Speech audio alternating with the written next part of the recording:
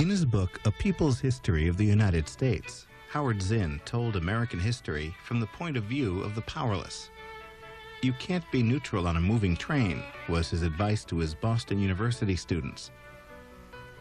His latest book, Terrorism and War, dissects the first casualties of war: truth, civil liberties, and human rights. Next on In Depth, author, historian, activist, Howard Zinn. As an author, a columnist, and a teacher, Howard Zinn, what do you want people to take away from your writings? I do want them to take something away, right? Yes. I guess what I want them to take away is the idea of being an active citizen in a country that will be made more democratic as more ordinary people take part in it. This comes from a, you might guess, a general distrust of authority and government, and a feeling that they very often don't do the right things, and that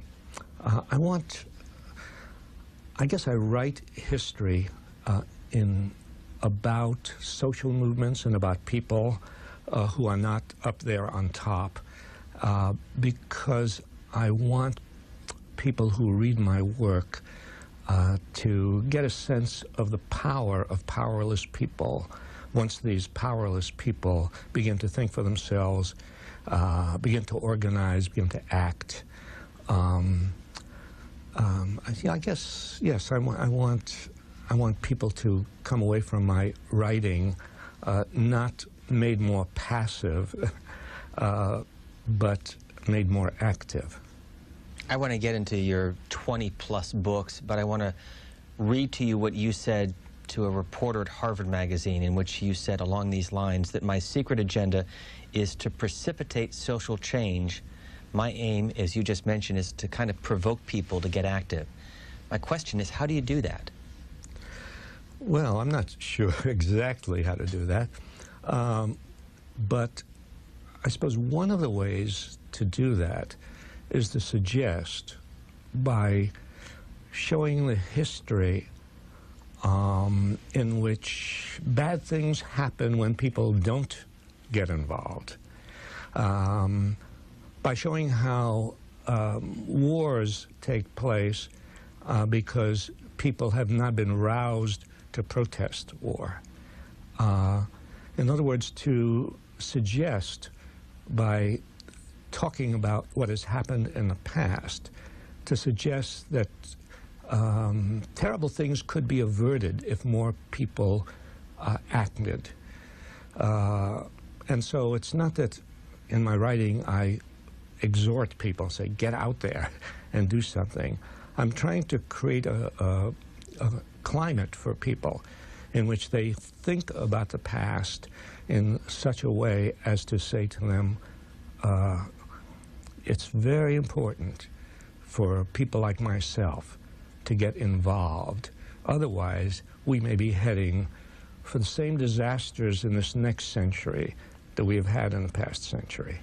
Is that one of the messages from this book, A People's History of the United States, 1492 to present? Yeah, I suppose that's a very critical, central message of this book. I mean, there's a lot of pages in that book, 670 pages, but, and I'd hate to say that you can sum up my 670 pages in a paragraph, but I think it's true that the point of that book is to tell the stories of ordinary people, of people who are overlooked in traditional histories. Because traditional histories generally deal with presidents and Congresses and Supreme Court decisions, and when you read those traditional histories, what is implied is that these are the people, these important people are the ones who decide what is to be done, and your job is to watch them, or your job is to listen to them, or your job is to vote for them, which reduces your role as a citizen to going into the polling booths every 4 years or every 2 years. And what I am saying in this book is, look, Here is what ordinary people who are not presidents and who are not in Congress, here's what they were able to accomplish when the authorities were not able to. In fact, when the authorities were hostile to progress. I mean, when both the South and the North were collaborating in the maintenance of slavery. And remember, the North has always been a collaborator of the South in the maintenance of slavery first and post-slavery, semi-slavery, racism, segregation. When the authorities are in collaboration, you see, then the fugitive slaves are rescued not by any government officials, blacks who run away from the South in the 1840s, 1850s. The government is not going to protect them. In fact, the national government has passed a law, the Fugitive Slave Act of 1850, which empowers the federal authorities to apprehend escaped slaves and send them back to their masters.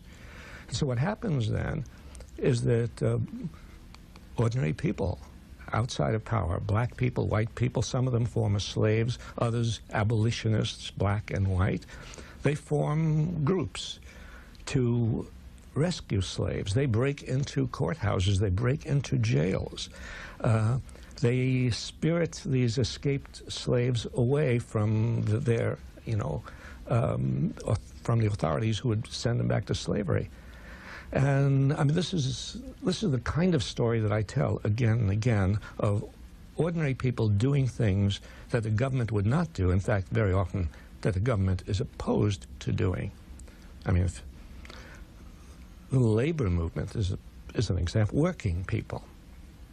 The government has never been on the side of the working people.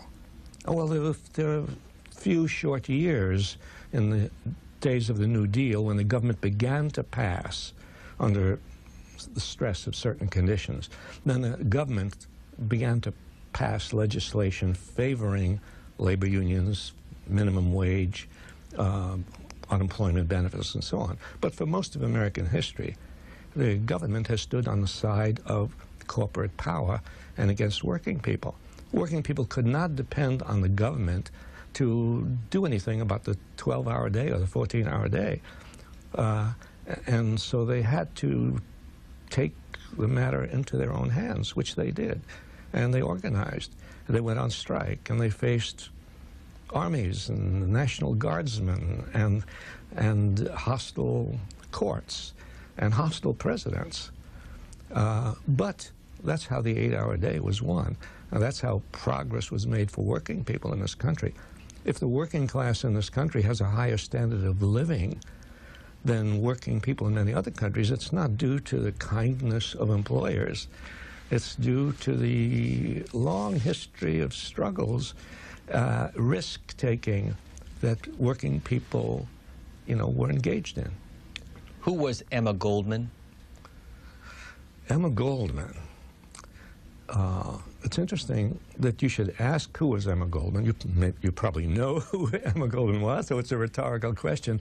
But it's a rhetorical question is good when it's a question that a lot of other people might ask, because I went all through my education, right?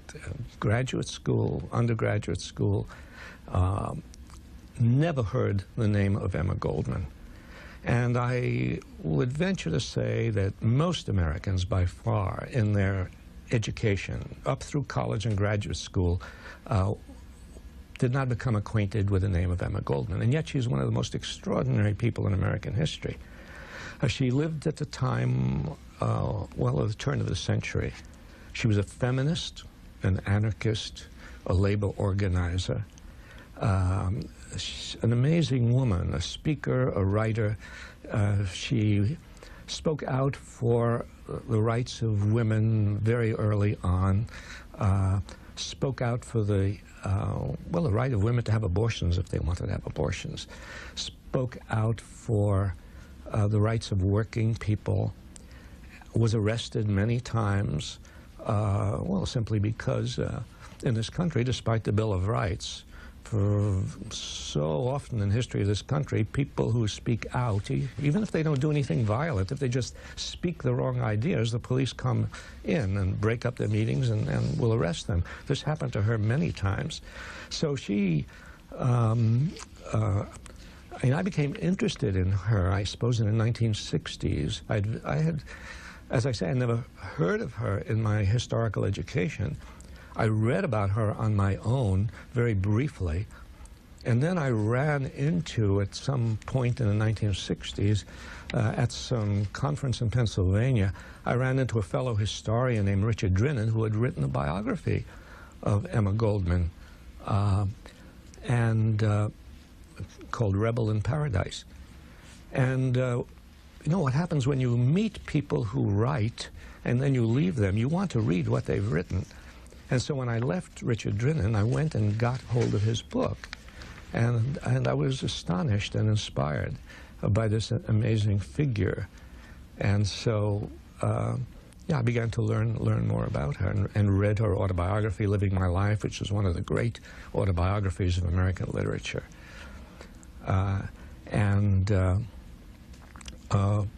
Began to give her writings to my students. Anarchism is the kind of thing that you rarely study in college, and anarchism has this, you know, caricatured description, you know, which is, oh, anarchists, bomb throwers, anarchists, believers in chaos. Well, of course, that's not anarchism. Anarchism is a philosophy, a way of thinking, a very important way of thinking. And but it's not a way of thinking that is acknowledged in our formal educational system. No, you'll take courses in political theory, for instance, and you'll study Plato and Machiavelli and Augustine and Dewey, maybe even Karl Marx, but you probably won't study Emma Goldman or Bakunin, Kropotkin. You probably won't study the anarchists. And so I would give her autobiography as reading material for my students, and they loved it. I would give them some of her, you know, essays on patriotism, on women's suffrage, on other things. And then at a certain point, I decided I would write a play about her, which I did. We welcome you to our 3-hour conversation, part of Book TV's in-depth series with Howard Zinn. Our phone lines are open at 202-585-3880 for those of you in the Eastern or Central time zones, and for those of you in the Mountain or Pacific time zones, 202-585-3881. We'll get to your calls in about 10 minutes. You can also email us. Our address, booktv@cspan.org. These are your words in this book, Reflections of an Optimistic Historian. You say, before I became a professional historian, I had grown up in the dankness and dirt of New York tenements, had been knocked unconscious by a policeman while holding a banner in a demonstration, worked for 3 years in a shipyard, and dropped bombs for the U.S. Air Force. Those experiences and more made me lose all desire for objectivity. Can you explain? I think I can. I'd better be able to explain. Well, I mean, the notion of objectivity never appealed to me. That is the notion that... Objectivity as a historian.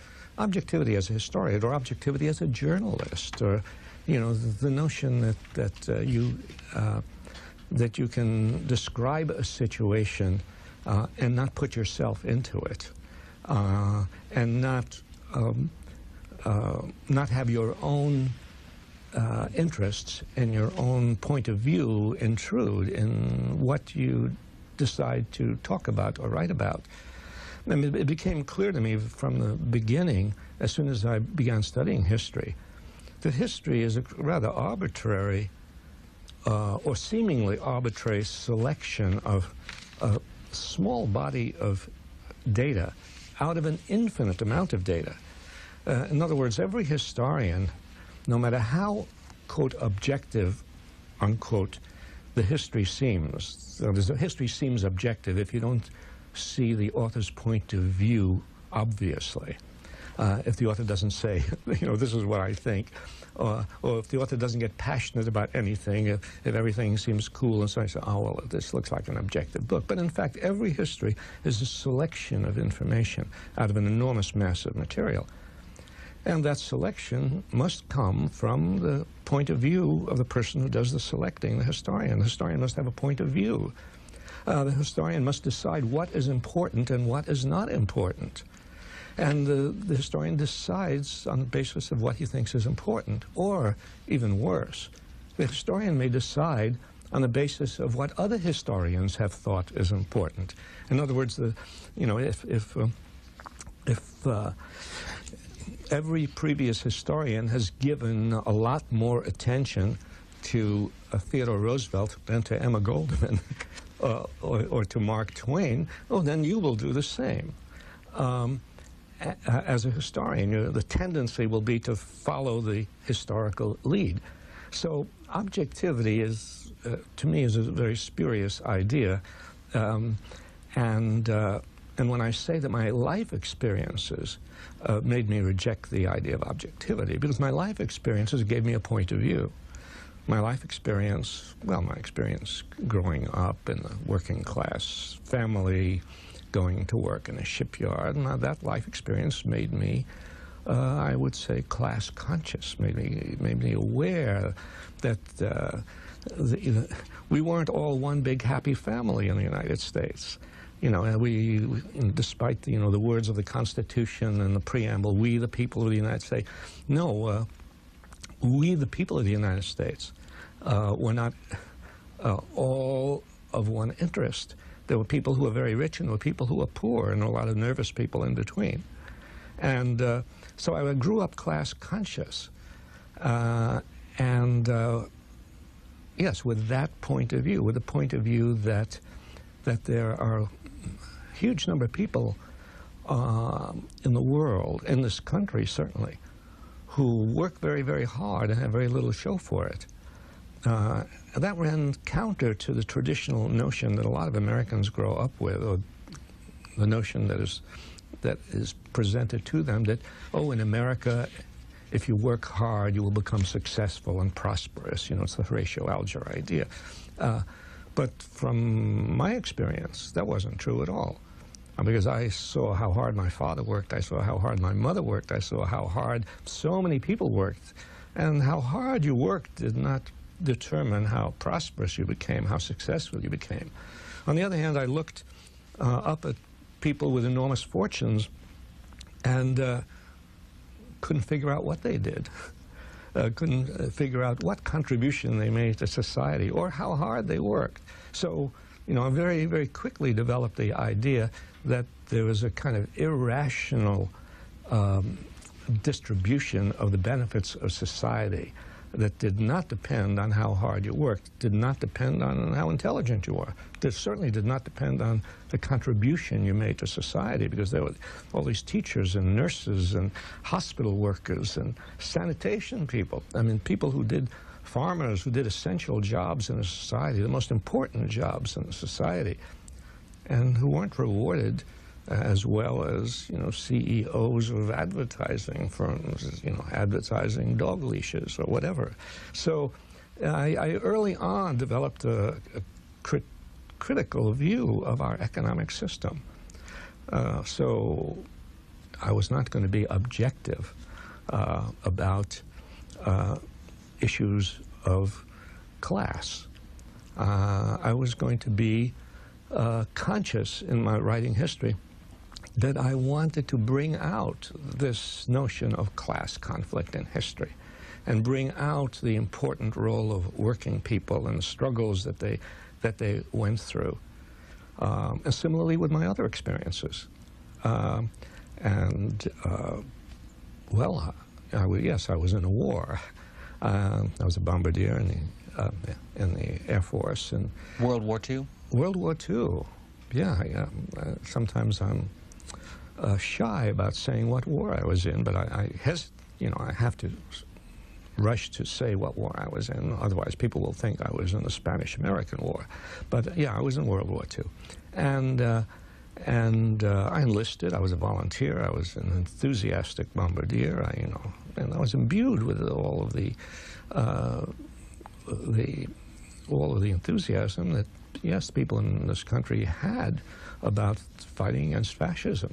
And indeed, fascism, needed to be in some way defeated. And yet, I came out of that war experience with a very complicated view of World War II. It wasn't simple. It wasn't simply that they were the bad guys and we were the good guys. That is, it quickly became apparent to me that the fact that you were fighting against bad guys doesn't therefore necessarily mean that you are the good guys. They can be worse than you, but, to put it another way, more specifically, fascism was, the worst phenomenon on earth. And yet the nations fighting against fascism, leading the fight against fascism, were no models of democracy and humanity. The British Empire, well, the American Empire, because by then we were already an empire. The Russian Stalinist, dictatorship. These were the organizations fighting against fascism. These organizations did not have as their first motive humanitarian ones. They wanted to defeat fascism, but for their own reasons. And reasons had to do with power and profit and influence and so on. And so in the course of the war, terrible things happened. Atrocities were committed by our side. I wasn't aware of that. When I was dropping bombs, I didn't think about that issue. Didn't think about where we were bombing, what we were bombing. It became clear to me that what happens very often is you decide at the outset, you decide at the beginning, they're wrong and you're right. And once you make that decision, you don't have to think anymore. Once the decision was made that we were the good guys, we could do anything we want. We don't question anything. We could bomb Dresden and kill 100,000 people in one night. We can kill a lot of innocent people. I mean, after all, there are a lot of innocent people in Germany, although some people doubt that. But there are, in countries that do terrible things, most of the people in that country are victims of the leaders who do those terrible things, even though they're drawn along and may go. So, World War II started out with our side protesting the terrible things that the fascist governments were doing, bombing civilian populations, which they did, starting in Ethiopia with Italy, dropping bombs on people who had spears, and then the Spanish Civil War, the bombing of Madrid and Guernica, and then, of course, the Hitler and so we were aghast at that and horrified, look what they're doing, the fascist brutality. And then as the war progressed, we began doing the same sort of thing, and even on an even larger scale. Hamburg and Dresden, people should read Kurt Vonnegut's book, Slaughterhouse-Five, for, an artistic view, a poetic view of the Dresden bombing. And of course, then Hiroshima and Nagasaki and Tokyo, which it's interesting, a lot of Americans do know about Hiroshima and Nagasaki, but how many Americans know that in one night, not with an atomic bomb, but with fire bombs, we killed probably 100,000 people in Tokyo in the spring of 1945. So, and then I participated myself in an air raid near the end of World War II, which at the time, I just went along like people go along in the military. And we bombed a little town on the Atlantic coast of France for no reason at all that had to do with winning the war, because the war was already won, the war was almost over, and we dropped napalm, first use of napalm in the European theater. And how many thousands of people died? Don't know. Devastated the area because there were some Germans hanging out waiting for the war to end. We have some pictures of your home in Auburndale, Massachusetts, about 20 miles west of Boston. Yeah. Is that where you do most of your writing? Yes, it is. Yeah. I was trying to think, where else do I write? Probably, no, that's where I write, yeah. Is there a time of day that you find yourself most productive? I'm not one of these writers who gets up at 5. You read a lot of stories like that, writers. I get up at 5, I write until 12. No, I probably get up at 12. No, I don't. But I don't. It takes me a long time to get started in the morning. I work best Is that your wife? at night. I can't really see very well, but if it's a woman hanging around in my house, it's probably my wife. I actually, yeah, the light is in my eyes, so I can't see. But I'll take your word for it that this woman is in my house and is probably my wife. Has she been influential in the way you write? Very. The most influential person. My wife is a great reader of literature. I'm not claiming that my work is literature, but you know, my wife grew up as a teenager reading, you know, Dostoevsky and Tolstoy, and she loves, you know, George Eliot and Henry James and Jane Austen, and she's a wonderful critic, and she's the only person who reads what I do. I know there are writers who will, you know, send their stuff out to, you know, 12 different people to get reactions, but I don't trust the reactions of all these other people.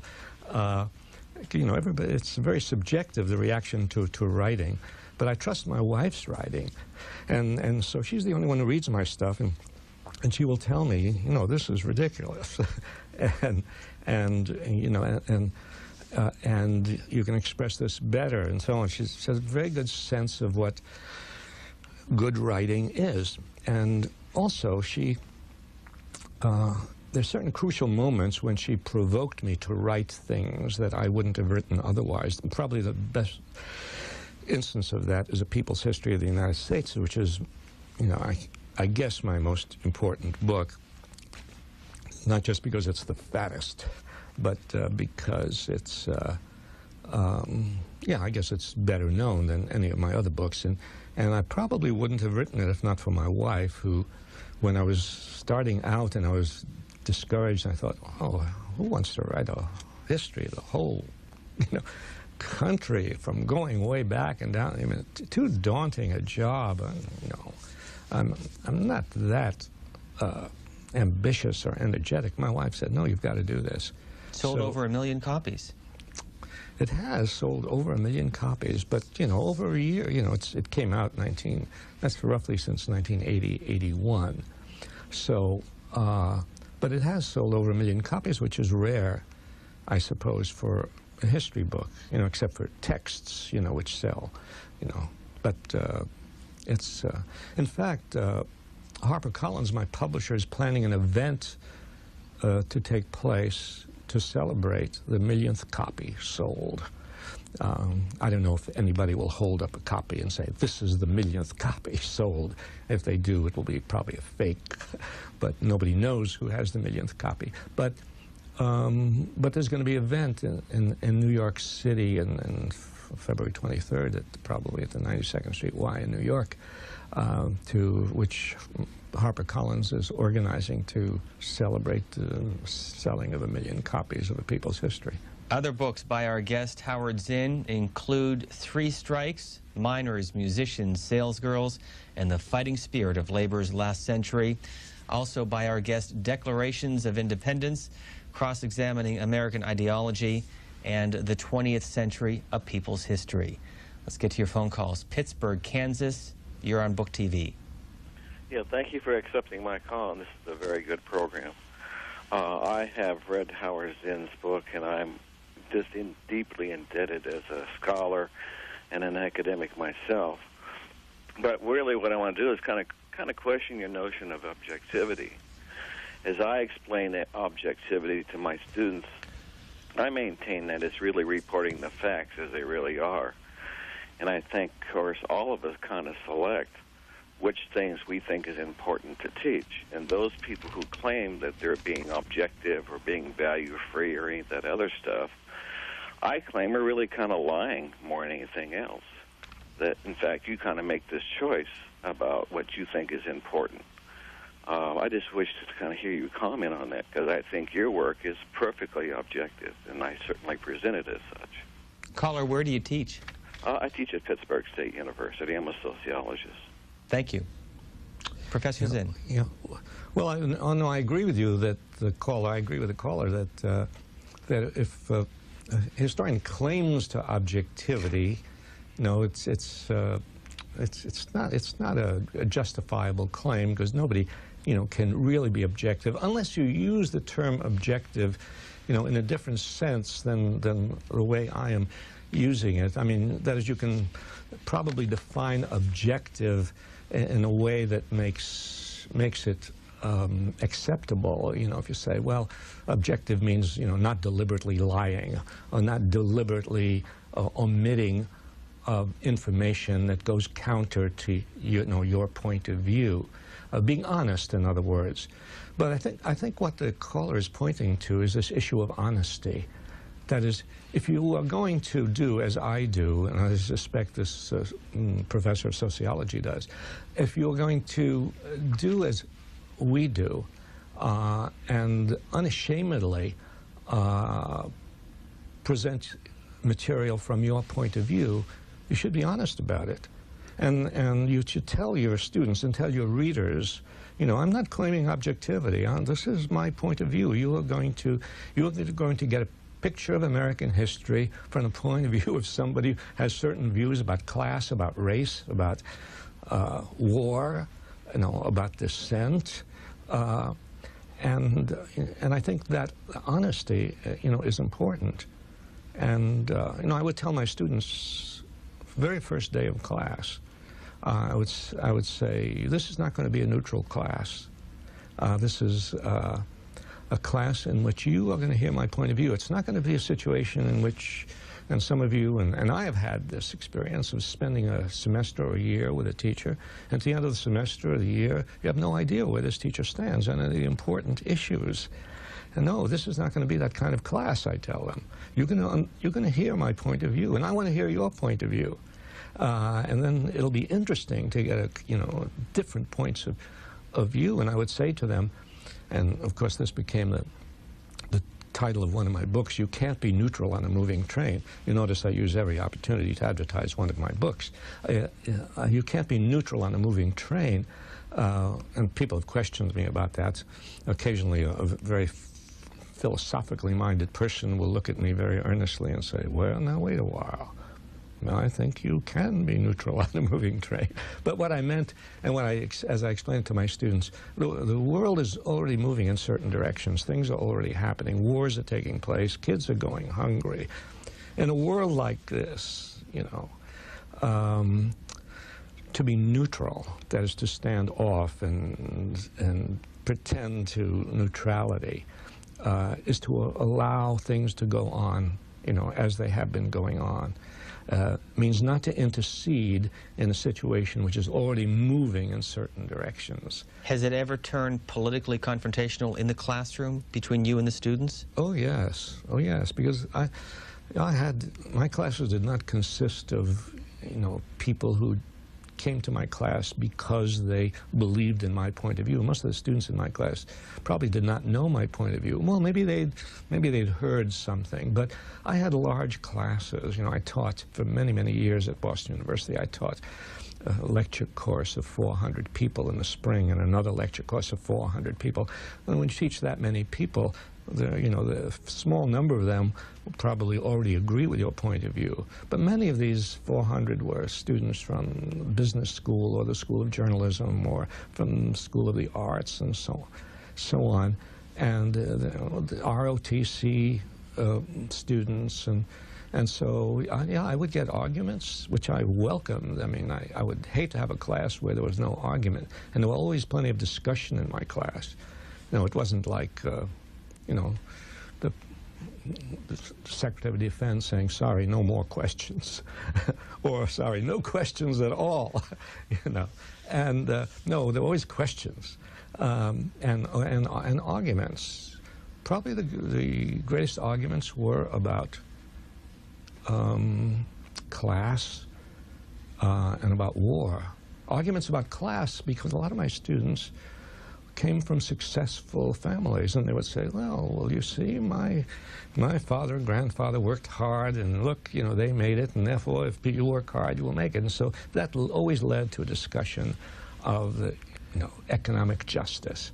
And then the issue of war, because the idea of a good war is so ingrained in the education of Americans, the Revolutionary War, the Civil War, World War II, you know, and the glow of those good wars is brought over to cover every war in some sense, you know, and they take advantage of the relative goodness of some wars to make the most odious of wars seem good. And so the militarism and war are very strong components of our culture. So the issue of war and would always come up in class. I'd like to spend some time on that in a moment, but first, San Diego, you're on the program. Hi, thank you for having me. First off, Mr. Zinn, I think you're brilliant, and I just wanted to talk about the liner notes you wrote for the Anti-Flag album on the song Panama Deception. One, how does something like that come about, and also, what do you think the state of music today and its ability to reach others on that kind of level or be some sort of activist outlet? Well, I wondered when I read those liner notes if anybody ever read them, and now I've found somebody who read the liner notes. How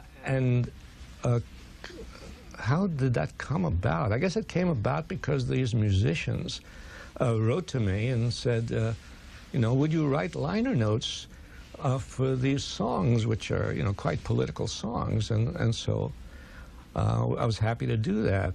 At another point, Ani DeFranco, who is you know, a great favorite, especially among young people, who's a singer and also has strong political views. Ani DeFranco asked me to write liner notes for something that for a CD that she put out, and I was happy to do that. What is a liner note? Oh, a liner note. And is those little things you get inside a CD, which, you know, tell you something about the songs and give you some of the background and context of the songs that you're going to hear on that CD. So the caller asked about you know, the role of music and in I suppose in social issues and social progress and so on, which has always been very, very important, always very important, important for the labor movement, certainly important for the civil rights movement. You know, I lived in the South for 7 years, was involved in the civil rights movement, and the music of the movement was a powerful inspiration to people. And in the 60s, you know, during the Vietnam War, you know, Bob Dylan, Joan Baez, Country Joe and the Fish, you know, all of these, you know, of course, Pete Seeger, and before that Woody Guthrie, Paul Robeson, the giant of a person in the field of music with very strong political views, and that's still true today. And Bruce Springsteen is a singer who has who cares about what is going on in the world, and you know, I mentioned Ani DeFranco, and there's Eddie Vedder of Pearl Jam, who also thinks very seriously about the world and tries in his music to express that. Music is very powerful support, I think, for humane ideas. Where and when were you born? I was born in Brooklyn. And I don't know why the word Brooklyn always brings a laugh. At least it brings a laugh for me. Because Brooklyn has always been this very sort of a place that for some reason brought laughter. And you'd have to try to analyze that carefully to figure out why. People from Brooklyn laughed at it too. Like the Brooklyn Dodgers were always the most laughable team, you know. But yeah, born in Brooklyn, born, you know, in the worst parts of Brooklyn. When, you ask when. That's a roundabout way of asking your age. In 1922, people have to do the mathematics. So you're 80 years old. But people, yeah, but people can figure that out right, that they know I was in World War II. They know I wasn't in World War II at the age of 7, right? So people can usually figure out my age. You know, I don't make a big thing of it, you know, because, you know, who cares? Well, some people do, about age. You know, age is a, you know, kind of construct, and sometimes it's relevant, and a lot of times it's not. Louisville, Kentucky, for Howard Zinn. Good afternoon. Good afternoon. I've just recently been given Mr. Zinn's book by Miss Ann Brayton. That's from the Kentucky Alliance. Here in Louisville, we have a big problem with police misconduct. I find your book fascinating. I'm on the chapter, Tyranny is Tyranny. I kind of wish you would have headed it, Terrorism is Terrorism. I kind of find your book sort of also being complementary to Jared Diamond's Guns, Germs, and Steel, and how the American society in the very beginning actually survived and only survived through their tyranny. I'd like to, if you could possibly, tie America's history into the present. I haven't finished your book, unfortunately. You may have already done that. But if you would kind of show maybe how police misconduct, racial profiling, many of the crimes that are being committed against African Americans and other minorities in our society. My brother was just recently murdered here in the city, and the media demonizes the poor and sort of glamorizes those who commit the crimes against the poor. I would like you to, if you could please, tell society why this is going on and what needs to be done to stop it. Thank you. Caller, before we get a response, what happened in your brother's situation? He was killed by the police here in the city of Louisville. Under what circumstances? Well, it was somewhat of a routine a stop due to some complaints. He had also had a history of mental illness. I can also see how that can also be tied into the situation here in America. And when did this take place? It took place the 22nd of August, a few weeks ago. And there's a rally, sort of a forum being held today to discuss this topic. The Reverend Lewis Coleman, he will be present. Very other individuals will be present who have fought this struggle in the city for a very, very long time. And it really needs to be addressed. Like I said, it's mind-boggling how I could be giving your book a week ago, see you on television, have the opportunity to speak to you thanks to C-SPAN. But I can tell that you are a very, very insightful man. And, you know, we need more people like you out here to speak the truth and to tell the truth and not be afraid to tell the truth. Why America suffers the way that she does. Well, that's thank you very much. That's a, you know, quite remarkable statement and made especially poignant because of this experience you went through with your brother just very, very recently. And no, I hope that my history makes people think not just about the past, but about what is going on today. And you know, what you describe, what happened to your brother, is something that happens much, much too often in our society. And that is, you know, police brutality, police killings, the shooting of people. Maybe they're mentally ill, maybe they made the wrong gesture, maybe they said the wrong thing. You know, police brutality is you know, one of the probably least publicized things in our society, and it's presented as an aberration, as something, oh, it happens just once in a while, but actually all over the country. And I'm not condemning all policemen because, you know, sure, the police do useful things in a society, but there's something in the police culture which disposes policemen with guns under certain situations to use those guns. And those guns are used most often against poor people, and they're used most often against people of color. We've seen too many examples of that happening. And what happens in police stations, and what happens between policemen and the people they arrest, very often is out of sight of the public. And terrible things go on.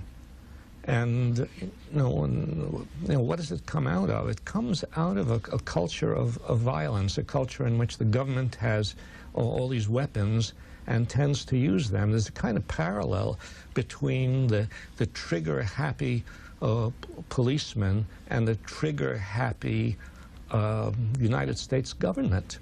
In this book, The Future of History, you talk about Jimmy Barrett, who is behind bars in Colorado, and you say, quote, "There are some extraordinary human beings behind bars who should not be there."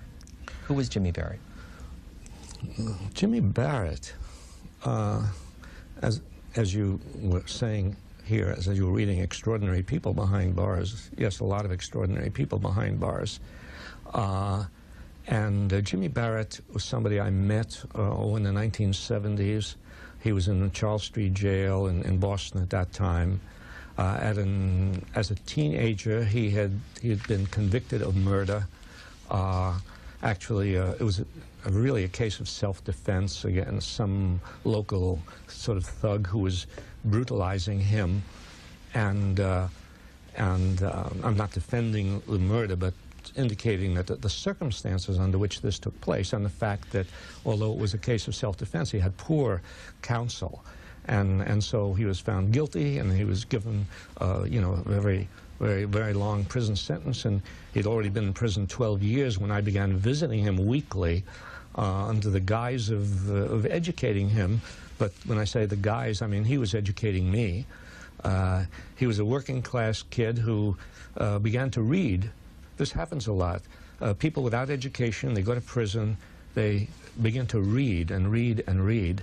And he read a lot, and he began to write, and was a wonderful writer. And we became friends, and we've been friends for a very long time now. And when I visited him in this prison in Colorado, one of these very bizarre places, maximum security prisons. I mean, prisons are the, the invisible fascism in our country. I mean, prisons are places where terrible things go on which the public does not know about. And, I've never served time in prison. I mean, I've been arrested in demonstrations and spent, I've been arrested probably 10 times and spent a night. And all you have to do is spend a day in a jail, in prison, and you get at least a sense of the fact that once you're in prison, and you may have committed a crime, or you may not have committed a crime, or you may have committed a crime and given some grotesque sentence by a judge, but for whatever reason, once you're in prison, you are helpless. Anything can be done to you, and the outside world will not know about it. To this day, I carried on this long correspondence with Jimmy Barrett while he was in prison. Now he's out, finally, after all these years. Wonderful person. What's he doing? He's working at various jobs, construction jobs, painting jobs, social work jobs, working with kids. People who commit crimes very often, a few years later, they're totally different people. They would not commit such a crime again. And it's a crime then on the part of society to keep them in prison for another 20 or 30 years. But our justice system is a very cruel system. It keeps, and we have so many examples. I mean, not just of people whose innocence has been proved, but even people who have been guilty of a crime, but who, they did something at the age of 18, and as I say, a few years later, they would never do such a thing again. They're no threat to society, but they're going to be there for the rest of their life. I mean, I'm in correspondence with several prisoners. One, Tio Atala Salah El, in prison in Pennsylvania, serving a life sentence. He, as he says, he will die in prison. A wonderful person, a musician, a person of compassion. He committed a crime a very long time ago. He would never do such a thing again, but there he is. Another book by our guest, Howard Zinn, The Zinn Reader, Writings on Disobedience and Democracy. Our next call is from Ketchum, Idaho. Hello. Hello? Good afternoon, caller. Yes, thank you for taking my call.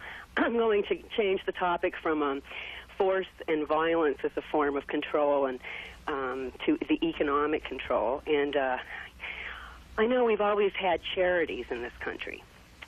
But under Bush #1, when his 1,000 points of light, I've seen a proliferation of use of the 501c3 and now even the use of a charitable holding trust, which has allowed, in many cases, an elitist exclusive element to use the tax laws to legally get matching funds and from using of tax write-offs.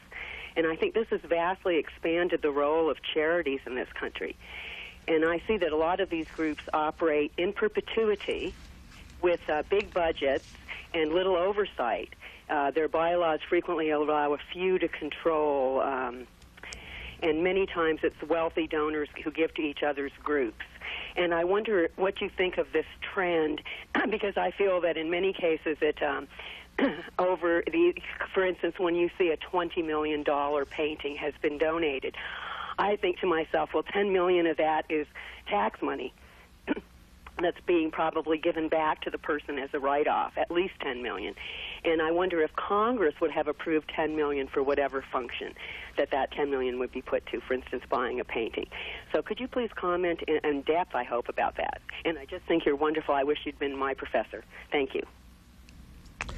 Well, I wish you'd been my student. I'm trying to remember if I ever had a student from Ketchum, Idaho. You're my first. But to answer anything in depth is tough, but I'll try my best. But you're pointing to something, that, is very, very important, and that is how our tax structure funnels the money, the wealth of the country towards the top. And in other words, huge amounts of money are made legally.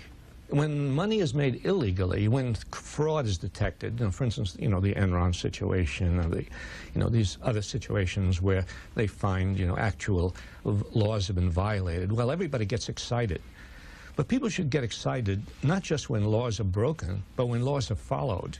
That is, when the tax laws give legitimately and legally huge amounts of money to the richest 1% of the country. I mean, for instance, as a result of the lowering of the taxes on the very rich that has taken place since the 1960s and 1970s, the richest 1% of the country has probably gained over $1 trillion in wealth. That's all legal. It's all legitimate. It's not called crime or robbery. It's called legislation. But, that's how our economic system functions. The maldistribution of wealth takes place through legal means. Simply by the fact that the laws are passed by Congress, and Congress is most influenced by corporate wealth, and it is the corporations who benefit from the tax laws. So it is going to take a citizens' movement of some great strength and persistence to suggest that our tax laws should be very fundamentally reworked, so that we don't have this accumulation of wealth where today, 1%, the richest 1% owns 40% of the wealth of the country, while, there are 40 million people without health insurance, and while, there are mothers taking care of kids and who can't pay the rent and who can't buy food, and people can't, don't have a place to live. There's something really absurd about this. And it's not done by stealing. It's done by law. As we take our next call from Syracuse, New York, we'll show our audience more from the home of Howard Zinn, including some photographs of his 2 children and 5 grandchildren. Syracuse, good afternoon. Hi, Dr. Zinn. First, I just want to thank you for everything that you've done and all you're about. You're one of the reasons why I decided to further study history. And right now I'm working on my master's thesis, and it's on the Black Panther Party and re-examining their thug image, how historians and scholars throughout history have referred to them as criminals and thugs and focus on the negative. I'd just like to know what you feel about the impact of the Panthers, their positive impact, how they're portrayed even now and throughout history, and also when you have people like Mumia Abu-Jamal and others who have been in prison partly because of their affiliation with the Panthers and political beliefs, just what you feel about that as well. Thank you. That's a very good question. I mean, you're right that the Black Panthers were portrayed by the government and in the press, as a violent group that had to be suppressed. And the Black Panthers, yes, they were a militant group. They had very, very strong views. The Black Panthers carried out a lot of programs for the poor in the ghettos of the country. Black Panthers did not believe in nonviolence, and yet they did not really initiate violence, but they believed in self-defense, and so you saw Black Panthers carrying guns, and the image that came across to the nation was of, oh, the Black Panthers are a violent group, they carry guns and they use them, but the guns of the police were used against Black Panthers rather than the guns of the Black Panthers used against anybody else. It was, leading Black Panthers who were killed by the police in Chicago in 1969, killed while they were asleep in an apartment, and the police broke in, fired away hundreds of shots into the apartment and killed 2 Black Panther leaders. Black Panthers became the object of the FBI, which in this very Gestapo-like program of the FBI called COINTELPRO, Counterintelligence Program, which had very little to do with intelligence, but it had a lot to do with very illegal activities of the FBI, breaking into people's homes, breaking into offices, sending out anonymous letters, and violent activities, as well, by the FBI, in which they tried to destroy the Black Panther Party because they saw that the Black Panther Party was a group that was opposed to the policies of the government. And groups that were opposed to the policies of the government, something which presumably should be guaranteed by the Bill of Rights, but groups which were opposed to the government became the objects of FBI attention and FBI attack. For people who want to get a better picture of the Black Panther Party, I suggest that they read the memoir of Elaine Brown, who was the first woman head of the Black Panther Party. Elaine Brown, wonderful writer, it's something that happens generally to dissident groups in society, and that is they're caricatured. And so, sure, some of the things that dissident groups in society do are not right. But what has happened is that the few things that they do, which may be properly criticized, are made the whole of the attention. And the other parts of the work are ignored. And this was true of the anarchists. An anarchist committed an act of violence. My God, an act of violence in our peaceful society? Who else commits acts of violence? Only anarchists. But in fact, most people who believed in anarchists have not committed acts of violence. They've been organizers and agitators and speakers and writers. So, yes, dissident groups tend to be caricatured, and worse than caricatured, become the objects of government attack. Last year on this program, we talked with Studs Terkel, and you have a poster in your office promoting, I guess, a lecture series that the two of you had done in the past? Well, Studs Terkel, one of my heroes, I have very few heroes in the White House, but I have a lot of heroes who are outside of the White House. Studs Terkel is one of them. And Studs Terkel and I, and we've known one another for years. He was, I first met him when I had written 2 books on the South. My book on the Student Nonviolent Coordinating Committee and my book, The Southern Mystique. And Studs Terkel was a radio commentator, had a very popular radio show in Chicago, and he interviewed me about these books. And that's when I first got to know him. And do you mind my talking a little about Studs Terkel? Be my guest. He wouldn't mind, I don't think. And he was talking about you. Oh, okay, good. It's only fair then. But when Studs Terkel interviewed me about these books I'd written about the South, I was astounded because I'd been interviewed by a number of, radio commentators, and, the common thing is for the people who interview you on radio programs not to have read your book. Maybe to have some assistant give them a paragraph, a summary, Studs Terkel had read my books very carefully. I'd never run at anybody who interviewed me with such intelligence. And I have to tell you one more thing about him, which is a characteristic of him, I guess. After the interview, I was staying in a hotel in Chicago before going back home, and as I was in my hotel room in Chicago after the interview, early in the evening, and I got a call. It was from Studs Terkel. He said, "What are you doing tonight?" I said, "Nothing." He said, "Well, Ida and I, my wife and I, are going to a Pete Seeger concert, and we have extra tickets for you. Will you come along?" So I did.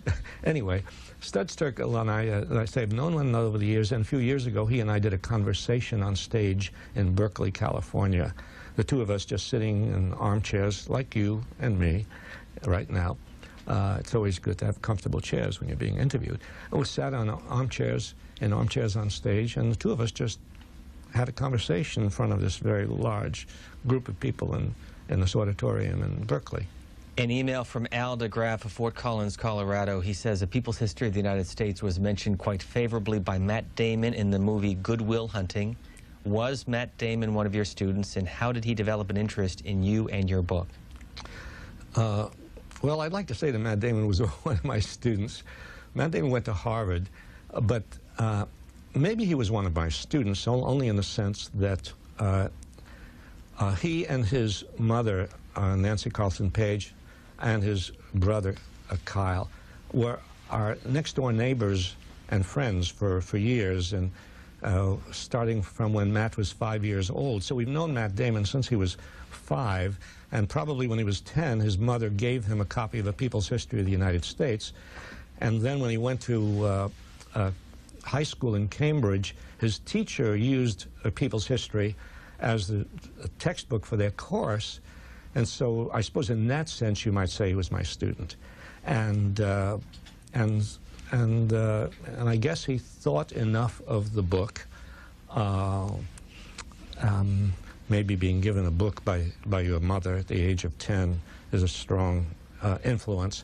He thought enough of my book so that when he and Ben Affleck wrote the script for Good Will Hunting, for some reason, and they didn't have to do this, I mean, I have to say in all fairness, it wasn't particularly important to the story, but he in his conversation with his psychiatrist, his counselor, Robin Williams, he looked around at Robin Williams' books and he said, "Oh, you want to read a real history of the United States? Read Howard Zinn's A People's History of the United States." Did you know that before the movie premiered? No. We went to the Boston premiere of the movie. We were invited to the Boston premiere of the movie, and Matt was there, and Ben Affleck was there, Matt's mother was there. No, I had no idea, but just before the movie came on the screen, his mother, Matt's mother, Nancy, came over to me and said, "Howard, there's a surprise in this movie for you."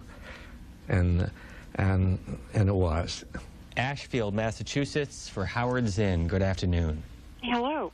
Can I thank Brian Lamb for Book TV? I am a teacher, and I've gotten a lot of good ideas, and I'm calling Dr. Zinn for the same. I taught in corrections for many years, and I used your book, A People's History.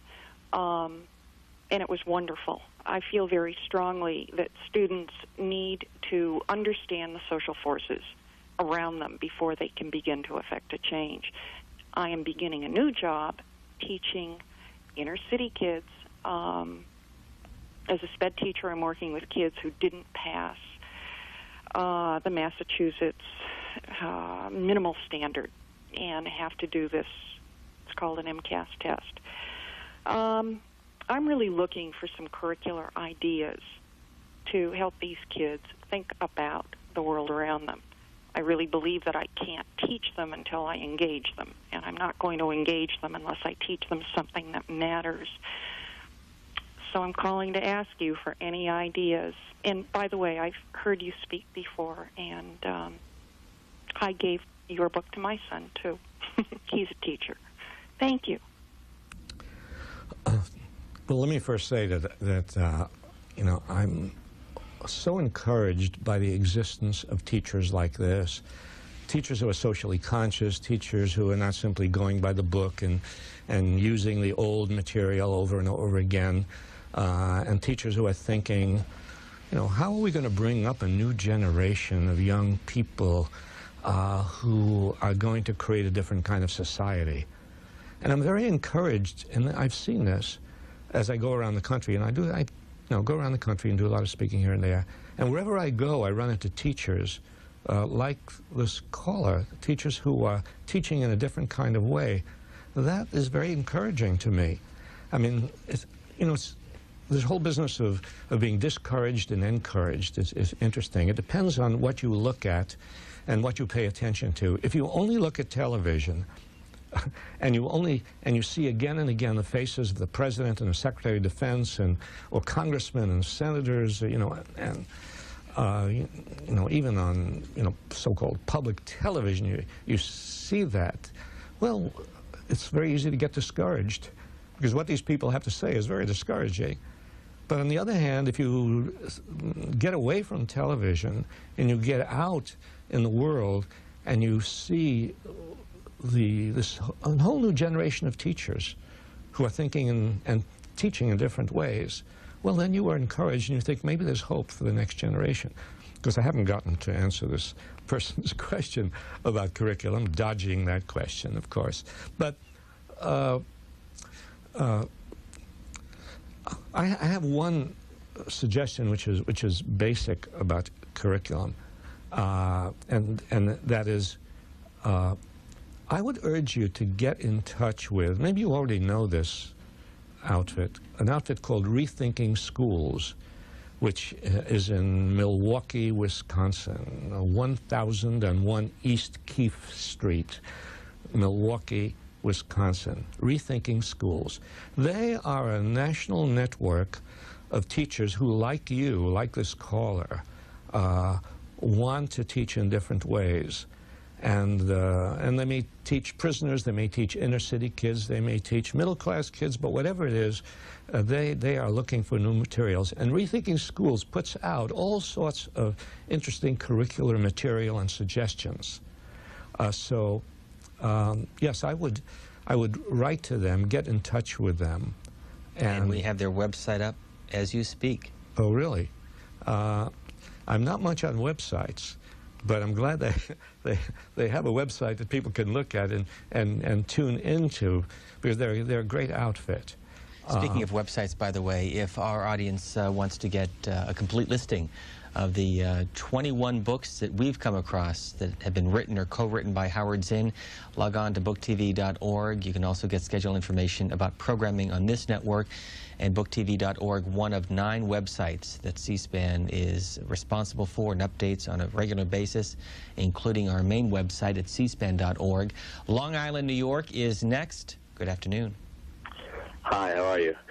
Mr. Zinn, just wanted to let you know I love your book, People's History of the United States. I discovered your book in SUNY Stony Brook by a professor named Jane Eli.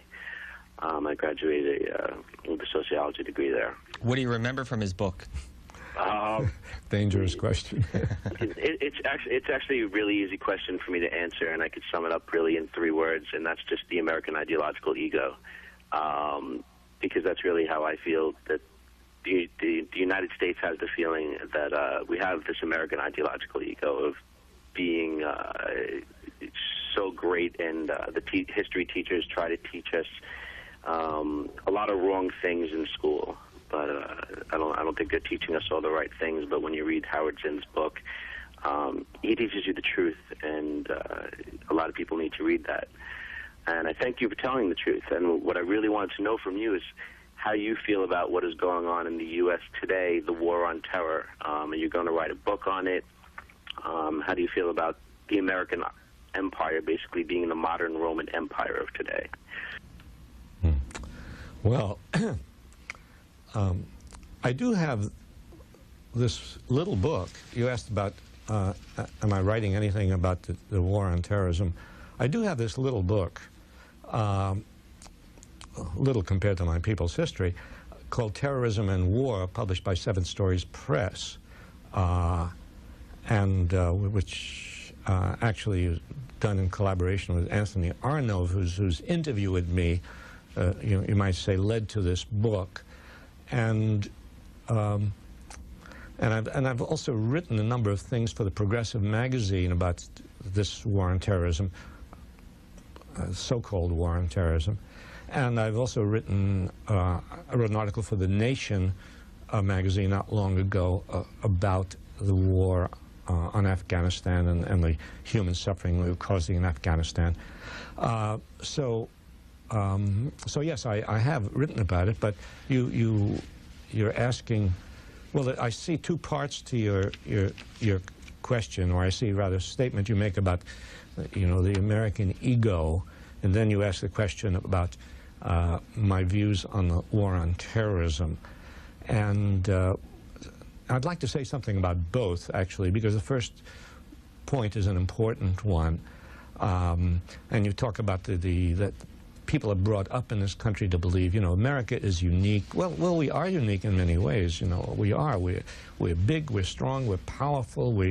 And we have certain democratic rights, not enough democratic rights, and democratic rights which are very quickly suppressed in times of war. But it's a remarkable country. But yeah, there is this egoistic idea that not only are we different, but we are superior to other places.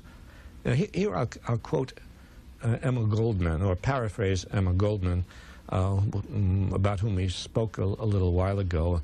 And she would give this talk about patriotism, and she would say, yes, I'm patriotic. I love this country. I love the people. I love the mountains. I love so much about this country, but I don't love what this country does. I don't love its policies. I don't love what the government does. I don't love its wars.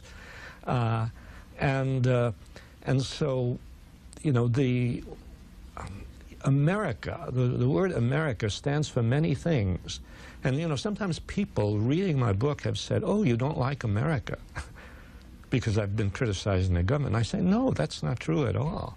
The America that I love is the America of the people who have stood for justice, and the black people who have struggled for their rights, working people, women, and that's America. That's the America I care about. But the America that is represented by the government that makes wars, or that uses force and deception, no, that's not an America I care about.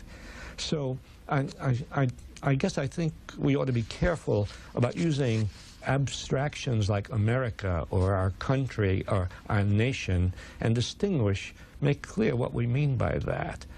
From the book, you write the continued expenditure of more than $300 billion for the military every year has absolutely no effect on the danger of terrorism. And then you go on to say that if we want real security, we will have to stop being an intervening power and stop dominating the economies of other countries. Well, that's I guess, a fair representation of what I am saying about this war on terrorism. And the reason I call it a so-called war on terrorism is that you can't really make war on terrorism. Terrorism is not a finite, identifiable country like Japan in World War II or Germany. You know, you can bomb it and destroy it and win a victory. Terrorism is an ideology. It springs up everywhere, and it comes out of grievances that people have, grievances that millions of people in the world have against American policy. Out of those millions, a few people will become terrorists.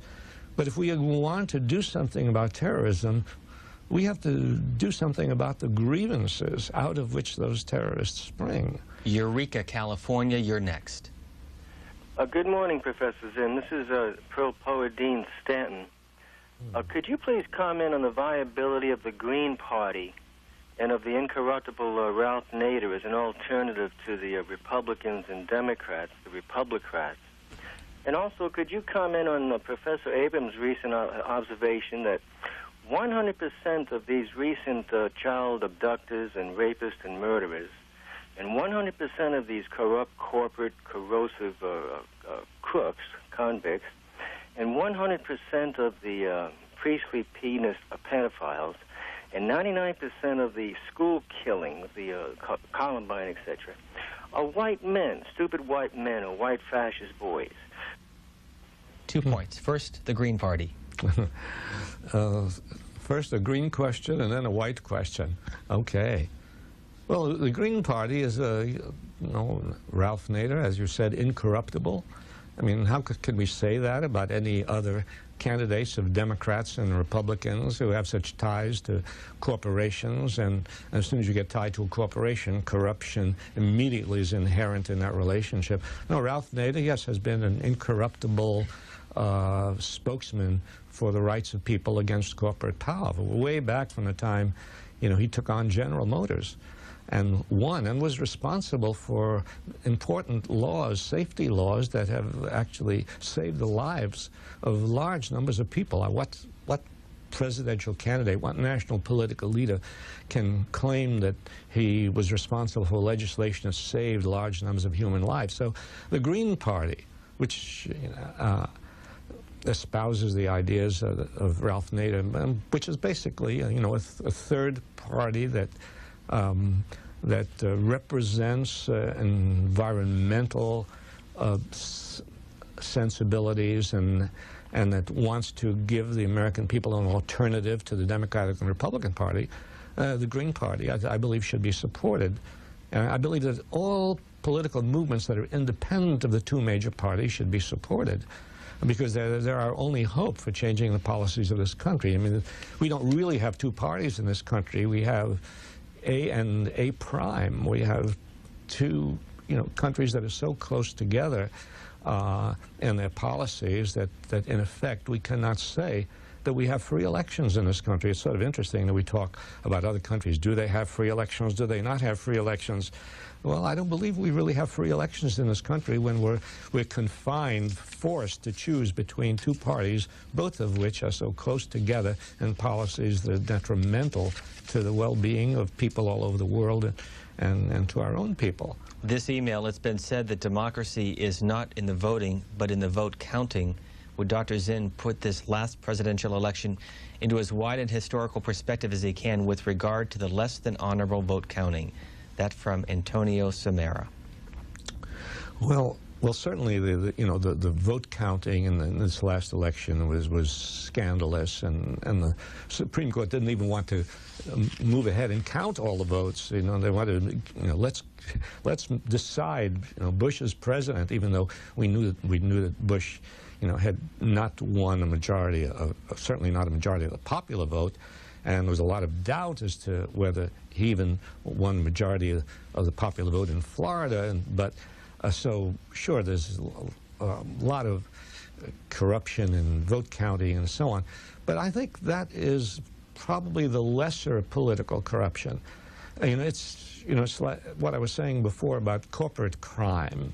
The greatest corporate crimes are not outside the law, but the crimes that are outside the law, the ones that capture attention, the greatest crimes are done legally.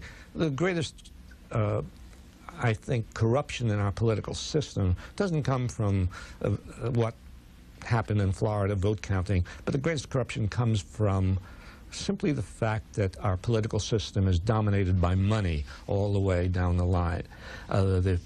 The corporations with their powerful treasure chests, which they can dole out to senators and congressmen and give to presidential candidates, that is the great corruption. That ensures that the destiny of the country will be in the hands of the wealthy classes. We talked earlier about Ben Affleck and Matt Damon. More from your photo collection at your home in Western Massachusetts. One of the photos on the wall at Howard Zinn's home as we get another call. This from Fresno, California. Good afternoon. Yeah, hi, Dr. Zinn. I was referred to you a couple of years ago, actually, by a new Black Panther member, so it's kind of funny that you had mentioned that earlier. In the current state that we're in, as far as the social situation where we have this nationalism representing almost a religion where these people are dogmatically viewing the events of the world without intaking information themselves, where they're getting all this stuff off network TV and they're not actually grasping things like through people like you or Noam Chomsky or Cornel West and your books that respond to the current situations of the world. I mean, how do you figure people like you and the other people that I mentioned play into the overall view of the young people in the world who can actually go out there in this world and make a change?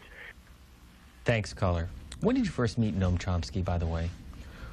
When did I first meet Noam Chomsky? Okay, at a certain point I'll try to get to this person's question, but I first met Noam Chomsky when we were on an airplane together. I had just moved to Boston, out from the South, out from being involved in the movement in the South. And while I was in Boston, things were still going on down there in Mississippi, mass arrest of black people, of civil rights workers in Mississippi, one of them being John Lewis, now in Congress. And a small delegation of people from Boston were going down to Jackson, Mississippi to try to investigate the conditions under which these people were being held. And I was part of this delegation, and Noam Chomsky, and whom I didn't know, but we found ourselves sitting next to one another and began to talk. And from that moment on, that was, around 1965 or 66. From that point on, we've been friends. As the movement against the war in Vietnam developed, Noam Chomsky became one of the nation's outstanding critics of the war, and I became involved in the anti-war movement, and so the two of us found ourselves on public platforms again and again, and so yes, we've been friends for a long time. And to the caller's point? And to the caller's point about remind me what the caller's... Well, he was talking about the divergence of views where people get yes, their he was talking about the control of information. The caller was talking about the control of information. By the way, or maybe it's not by the way, maybe it's a centrally important thing. While it's true that our information is controlled, the major networks, I mean, C-SPAN is an exception.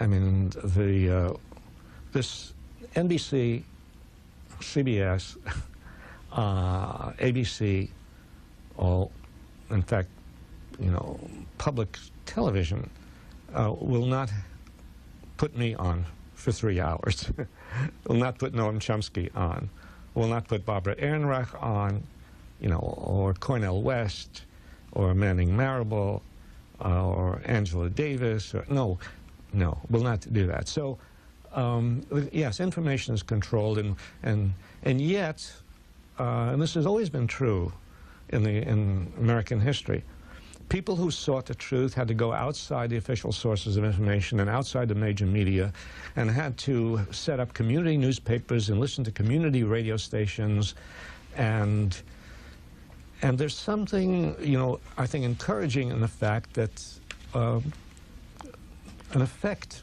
is felt after a while. Right now, Noam Chomsky's book, also on the war on terrorism, it's called 9/11, also published by Seven Stories Press. Noam Chomsky's book has sold, I don't know, maybe 200,000 copies. yet has not been reviewed by the New York Times, yet does not appear on the New York Times bestseller list. Now, Michael Moore's book does, but that's a good sign. Michael Moore's book, and they can't ignore it, you see. A lot of people are buying it. It's an anti-establishment book. Barbara Ehrenreich's book, which is a very class-conscious book about what, how people down there in the lower income groups, what their lives are like, in this so-called prosperous country. Her book, Nickel and Dimed, has been up there on the bestseller list. Those are all good signs. What they're signs of is that despite the attempts of the government and of the big media to control our information, we have just enough democracy in this country. And we're not a totalitarian state. We have just enough democracy in this country, just enough apertures of information so that, it's possible for millions of people to become dissidents in this country. I mean, that's encouraging, and that's something that should be, recognized, lest people become despondent over our failure to get information out. If you've just joined us, we are midway through a 3-hour conversation with Howard Zinn, part of Book TV's once-a-month in-depth series. Among the works by our guest, The Politics of History, also Marx in Soho, and a book we showed earlier, The Future of History. Our next call is from Baltimore. Good afternoon. Hello, Baltimore. Professor Zinn? Yes. I'd like 2 questions. I'd like to know, as a progressive historian, what do you think about reparations for the Holocaust of African enslavement, and what do you think about the future prospects for the resurgence of socialist democracy? Thank you.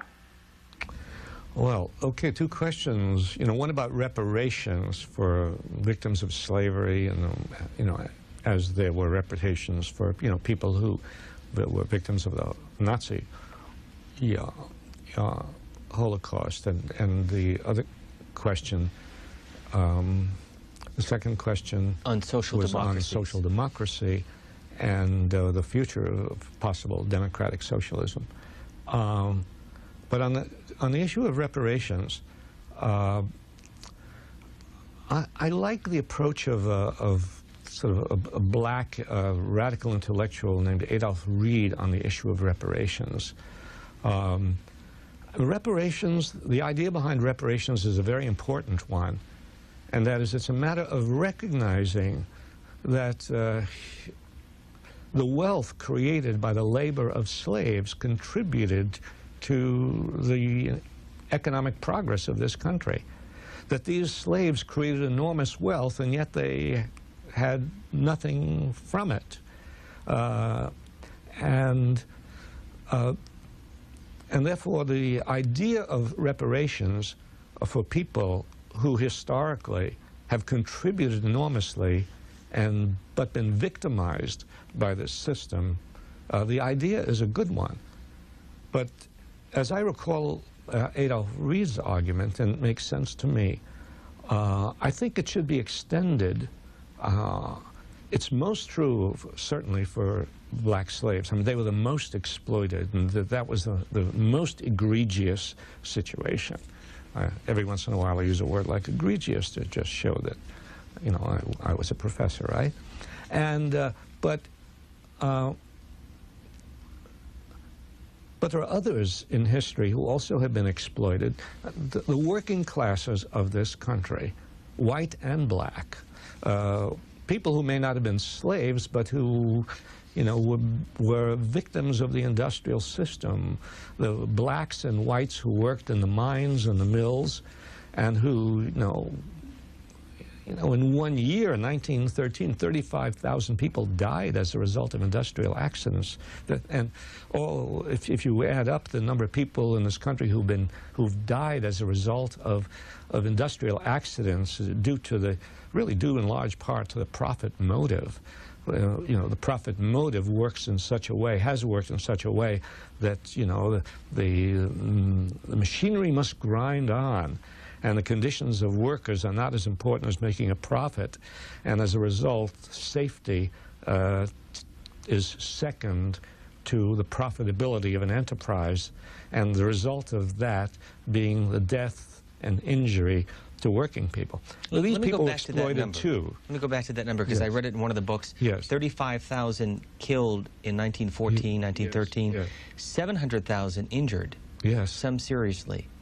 Where was the uprising? Where was the anger? Well, as a matter of fact, in those years there was anger. As we're talking now about 1913, 1914. And in those years, it was years before World War I, there was a lot of anger in this country, which was represented by two important social movements. One was the Industrial Workers of the World, which was a radical labor movement, a kind of, in some ways, a predecessor of the CIO in the sense that they, unlike the AFL, which only organized skilled workers, mostly white skilled workers, the IWW organized everybody. One big union, they said. Everybody, black, white, men, women, skilled, unskilled, foreign-born, native-born, everybody who worked in one enterprise would belong, to the union. And the IWW carried on fierce struggles to benefit workers' rights. Really, their aim was not just to get better rights for workers, but to create a new society. But they carried on very important struggles. I mean, probably the most dramatic of them was in Lawrence, Massachusetts in 1912. Lawrence textile strike of 1912. Mostly women, mostly immigrant women, striking against the great textile manufacturers of New England, led by IWW people, and winning their strike amazingly against these powerful corporations. So there was ferment, there was protest against these labor conditions. The other important organization beside the IWW at this time was the Socialist Party.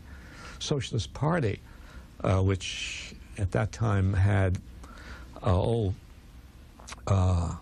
perhaps a million or 2 million readers of socialist newspapers. It has socialist locals all over the country. I mean, there were 35 socialist locals in Oklahoma. I mean, there were socialists elected as mayors of cities, socialists elected to state legislatures, socialists elected to Congress.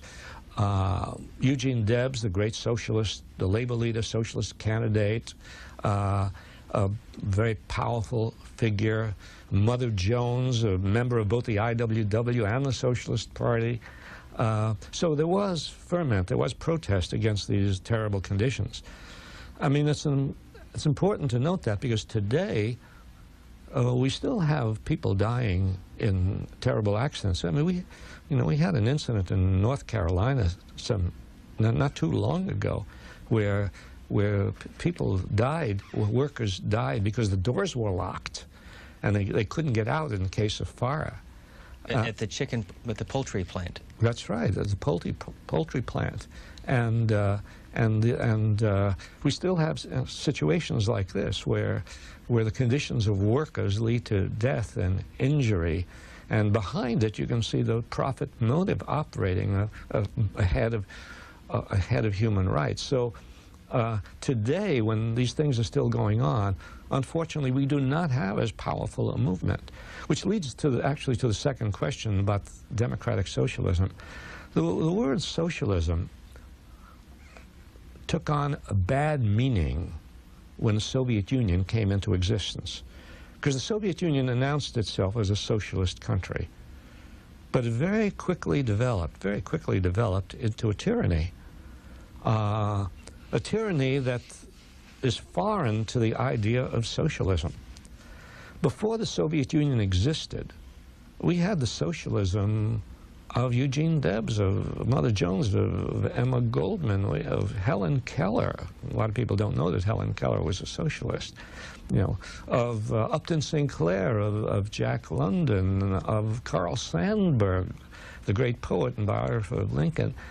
Socialism represented a wonderful ideal, the ideal of taking the wealth of this country and distributing it in a more fair way, in a way that would benefit everybody.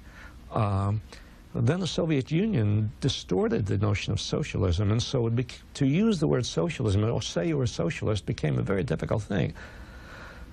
Oddly enough, now that the Soviet Union has collapsed, I believe the chances for talking about socialism, a democratic socialism, not a totalitarian or bureaucratic socialism, but a democratic socialism, I think the opportunities for that are much greater now, and I think people should talk about that.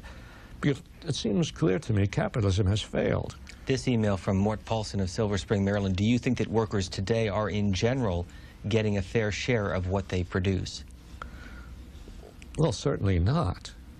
No. I mean, people can always point to workers who are getting, you know, fairly decent wages, workers that are in very good unions. I mean, that's when workers get good wages, when they are in strong unions. But most workers are not unionized. In fact, we have, you know, at this point, a very low percentage, maybe 10 or 12% of the American workforce in unions. And all those people who are outside of unions, and all those people who work at all sorts of jobs which are not unionized, they are getting minimum wages, not enough to support their families.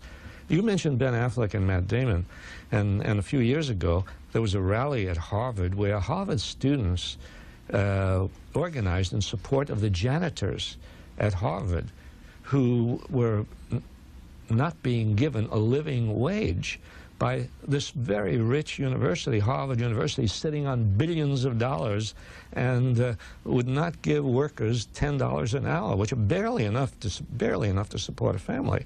Matt Damon and Ben Affleck came to a rally, and I was there too, the three of us, and workers from other unions spoke, and students spoke, and janitors spoke, and so on. But there are people like that. Cleaning women in Los Angeles who went on strike a few years ago. If you see the film Bread and Roses, you will get a wonderful picture of that strike.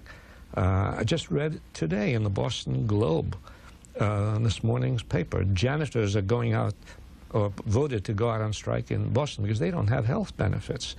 So, no, working people in this country are at the mercy of the market. You know, it's interesting how the government and the press and, you know, have tried to talk about the market economy as if it's a wonderful thing, and have tried to get other nations to follow the market economy. You know, oh yes, let the market decide. Well, if you let the market decide, that means you are letting profit decide what happens. Fairfield, California. You're next. Good afternoon. I wanted to thank you, Brian. I appreciate what you do. Mr. Zinn. Well, I'm not Brian, but we'll take the compliment anyhow. Well, Thank you. See, that's what I mean. You don't put yourself out front. It's really it's a compliment on how you handle yourself. Mr. Zinn, I really appreciate your perspective. I don't want to monopolize your time, but I have a few statements. One is when I heard enduring freedom, I broke it down into syllables, and they are going to end our freedom, endure freedom. Another thing I wanted to comment on was that I'm a African-American, spent some time in 5 years in England and probably 17 states here, and I am mixed with French, Native American, and African. Were you in the military, or what were you doing overseas? It was my father that was in the military. I was a military brat.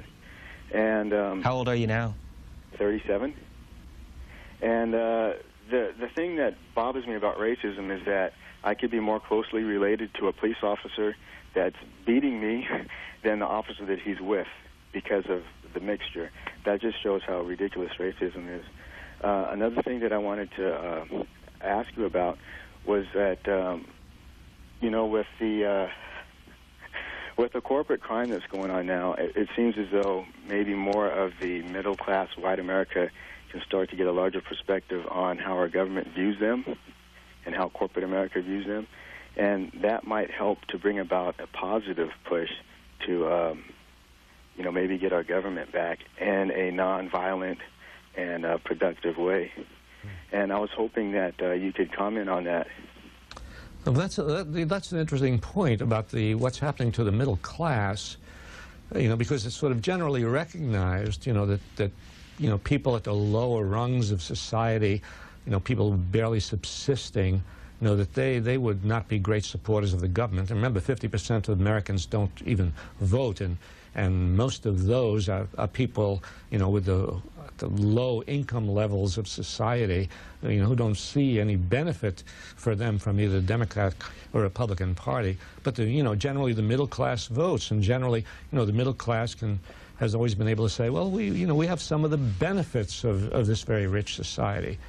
But in truth, the middle class has been given, just a bare amount of the benefits of this society, just enough to keep them, in line with the people at the very top who are amassing huge fortunes and who control our political and economic lives. But the fact is that people in the middle class have always been insecure. They've always had to struggle and had to worry, and now, and this is what the point that the caller, I think, is making. Now the middle class, which has always felt secure, we hold stocks and so on, so we have a stake in the system. Middle class is beginning to see that it too is a victim of the system. People in the middle class may begin to realize that they have more in common with people below them than with the people above them. When that begins to happen on a large scale, then we will see a great movement uniting people in the middle class and people of low income, uniting against the people who run the society. If you could, just look at the monitor behind me, some family photos. Who's who? The light is in my eyes, and I can't. Oh, that looks like my wife. I hope that woman sitting close to me, is my wife. Yeah, it is, Rosalind. And that's a very nice picture of us. We've been married a very long time. And as you say, have all these kids and grandkids, which says something about our relationship. And I did catch a glimpse of a photo of her while somebody is being arrested. When was that taken? That was somewhere in the 1970s, and at Boston University, when my wife was a spectator, I guess, maybe even a participant at this anti-war rally, and the police were dragging this person. And you might look at that and say, oh, it's me, because you can only see the back of the person. You might see that my wife is anguished because her husband is being taken away. But no, maybe she wouldn't be so anguished if her husband was being taken away, but she's anguished because some student is being taken away. I mean, that's the way she is. I mean, she feels what is going on in the world in a very deep way, and so she doesn't know this person is being taken away by the police, but you can see by that look on her face that this means a lot to her, that this student is being arrested for speaking out against the war. New Haven, Connecticut. Good afternoon. You're on Book TV. Good afternoon. Thank you for C-SPAN. You guys do a great job, and I'd like to also thank Howard Zinn for all the work he's done. I've read your book, People's History of the United States, and it was very enlightening. I especially enjoyed the part about the socialist movement, which you touched on a few minutes ago. And I also like your comment about seeking out alternative sources for information. We're fortunate here where we have a totally listener-supported radio station with no corporate underwriting at all, which is what introduced me to you about 15 years ago.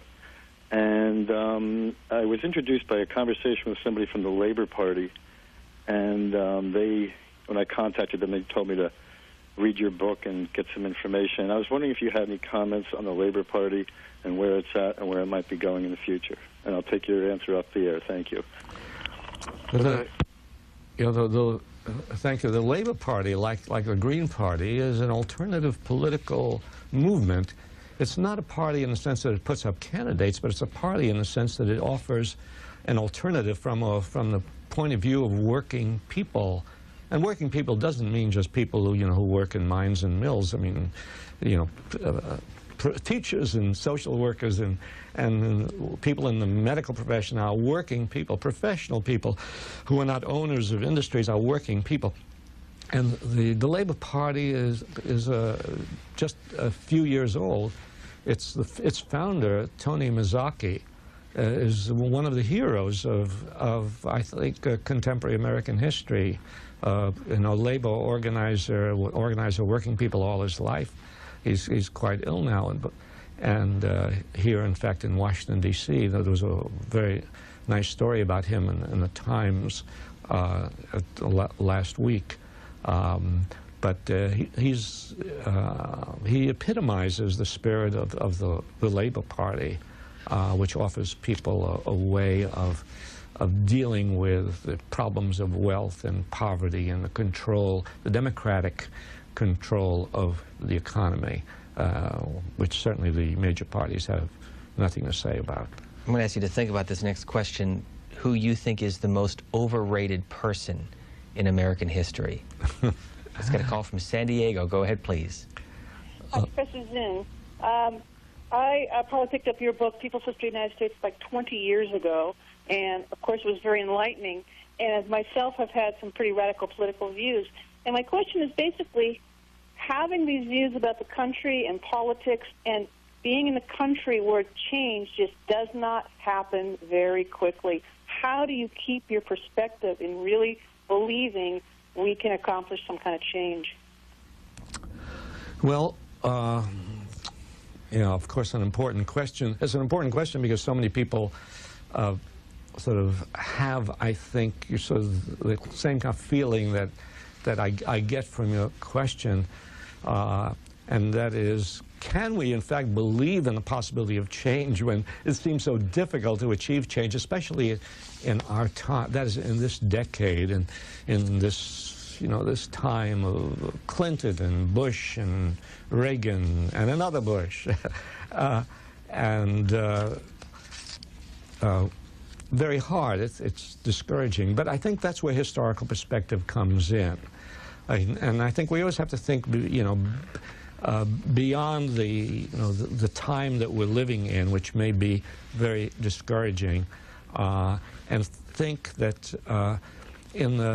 that there have been other times in American history when people also felt, oh, change isn't taking place, and became very despondent. And just as they were saying it, a movement was growing. I mean, I'm thinking now, for instance, of the Civil Rights Movement. I'm thinking of the fact that, I was living in the South and teaching at a black women's college in Atlanta at Spelman College from 1956 to 1963. And in the late 50s in the United States, despite the Montgomery bus boycott of 1955, which at the moment seemed perhaps like an aberration, just a flash, but there was a feeling of, racial segregation is here. And, in fact, the people, in the white segregationists in the South were wearing these buttons saying the South says never. And there's a feeling, well, what can black people do to change their condition? The white people are in charge, and the federal government is collaborating. The federal government refuses to interfere. Even the liberal governments of Kennedy and Johnson are not really interfering with Southern brutality against black people and civil rights workers. And so there's a general feeling of discouragement. And then came 1960 and the first sit-ins in Greensboro, North Carolina, and then more sit-ins and more demonstrations and freedom rides. And soon you had a movement throughout the South, and a movement throughout the nation, and a movement that caught the attention of the world. And I guess, and you can see the same process operating in other cases. The beginning of the Vietnam War, who thought that the anti-war movement would grow to the point where the government of the United States had to take cognizance of it and consider and reconsider its policy of continuing the war? Because when people started out protesting against the Vietnam War, 64, 65, it looked hopeless. A handful of people protesting against the most powerful government on earth. But the movement grew and grew and grew. And the truth is powerful. This is an important thing to keep in mind. Truth is powerful. And even if a small number of people, using the few points of access that they have to the public, use these points of access, the truth will lead to the growth of a movement. Columbus, Mississippi. Good afternoon. Good afternoon. Thank you for taking my call. Dr. Zinn, I'm probably the only person on call today that has an opposing view to you today. And I want to go back to socialism. And I absolutely oppose socialism altogether for the simple fact that to make everything absolutely fair, one must oppress the individual. Could you answer my question, how that is different than feudalism in the past? Now, you say one must oppress the individual. I'm not sure what you mean by that, unless you mean that, for instance, in order to distribute the wealth of the country more equitably and more humanely, for instance, we would have to have universal health care with people not having to pay bills to doctors or insurance companies and so on, but with people's health care being taken care of for everybody, money not entering the picture. The only way you can do that is if that money comes from the national treasury. And the only way you can have a national treasury large enough to give everybody health care is if you levy huge taxes on the very rich. Now, do you consider that taking away the freedom of the individual? I'm not sure if that's what you mean. I suppose perhaps it is. But I don't think that's a serious problem. I don't think that making the super rich less rich is a serious attack on human rights and freedom. It's always a matter of measuring one against the other. What is a greater problem in taking away people's freedom? People's lack of freedom to have health care, or somebody's freedom to amass $1 billion or $100 million? It's always a matter of a choice. Let me take another example. You know, people, when it was finally insisted after, you know, Supreme Court decisions which said, no, you can't interfere with this, finally insisted that public places must allow blacks to enter restaurants, hotels, you know, and certainly government institutions must not be segregated. Well, you're taking away the freedom of a store owner to say only whites may enter here. Yes, but you have to consider what is a more serious sin in the world of human compassion. What is a more serious sin, to take away the freedom of the store owner to say that only whites may enter, or the freedom of black people to go where whites go? You have to make that choice. Let's take this next call from Prescott, Arizona. Hello. Yes, Professor Zinn, I really appreciate your optimism. In reference to your speaking about middle class, it's been my contention that the middle class is shrinking with the growth of upper class, and even the very much larger growth of the lower class, which I think more and more people are slipping into without even realizing it. I'm 67, and the reason I mention that is that I remember when the middle class was the largest of them all. And I wonder whether these upper class people who seem to be gathering strength over what happens in our society understand that without a strong middle class, there's nobody to fight the wars. Yeah, well, I sure hope that there'll be nobody to fight the wars. Of course, generally it's been the lower classes, the working classes, and generally people of color disproportionately who have fought the wars. The middle class is, you know, of course, is always seeking to move into the upper class, but, you know, as you suggested, more of them are in danger of losing their middle class status and losing their jobs and losing their homes and sinking into more desperate circumstances. And I do believe that we need to build a kind of unity between the middle classes and those people, who are at the lower levels of society, if we are going to have a citizens movement to bring about change. I asked you earlier about the most overrated person you thought in American history, and then we came across this email from a student at the University of Missouri, Tiffany, who says, given your refreshing focus on lesser recognized Americans, are there any politicians who you feel deserve their recognition and fame, and were there any politicians you find or found refreshing? So kind of a combo question there. I'll start with your question, which is easier, and that is overrated people, most overrated.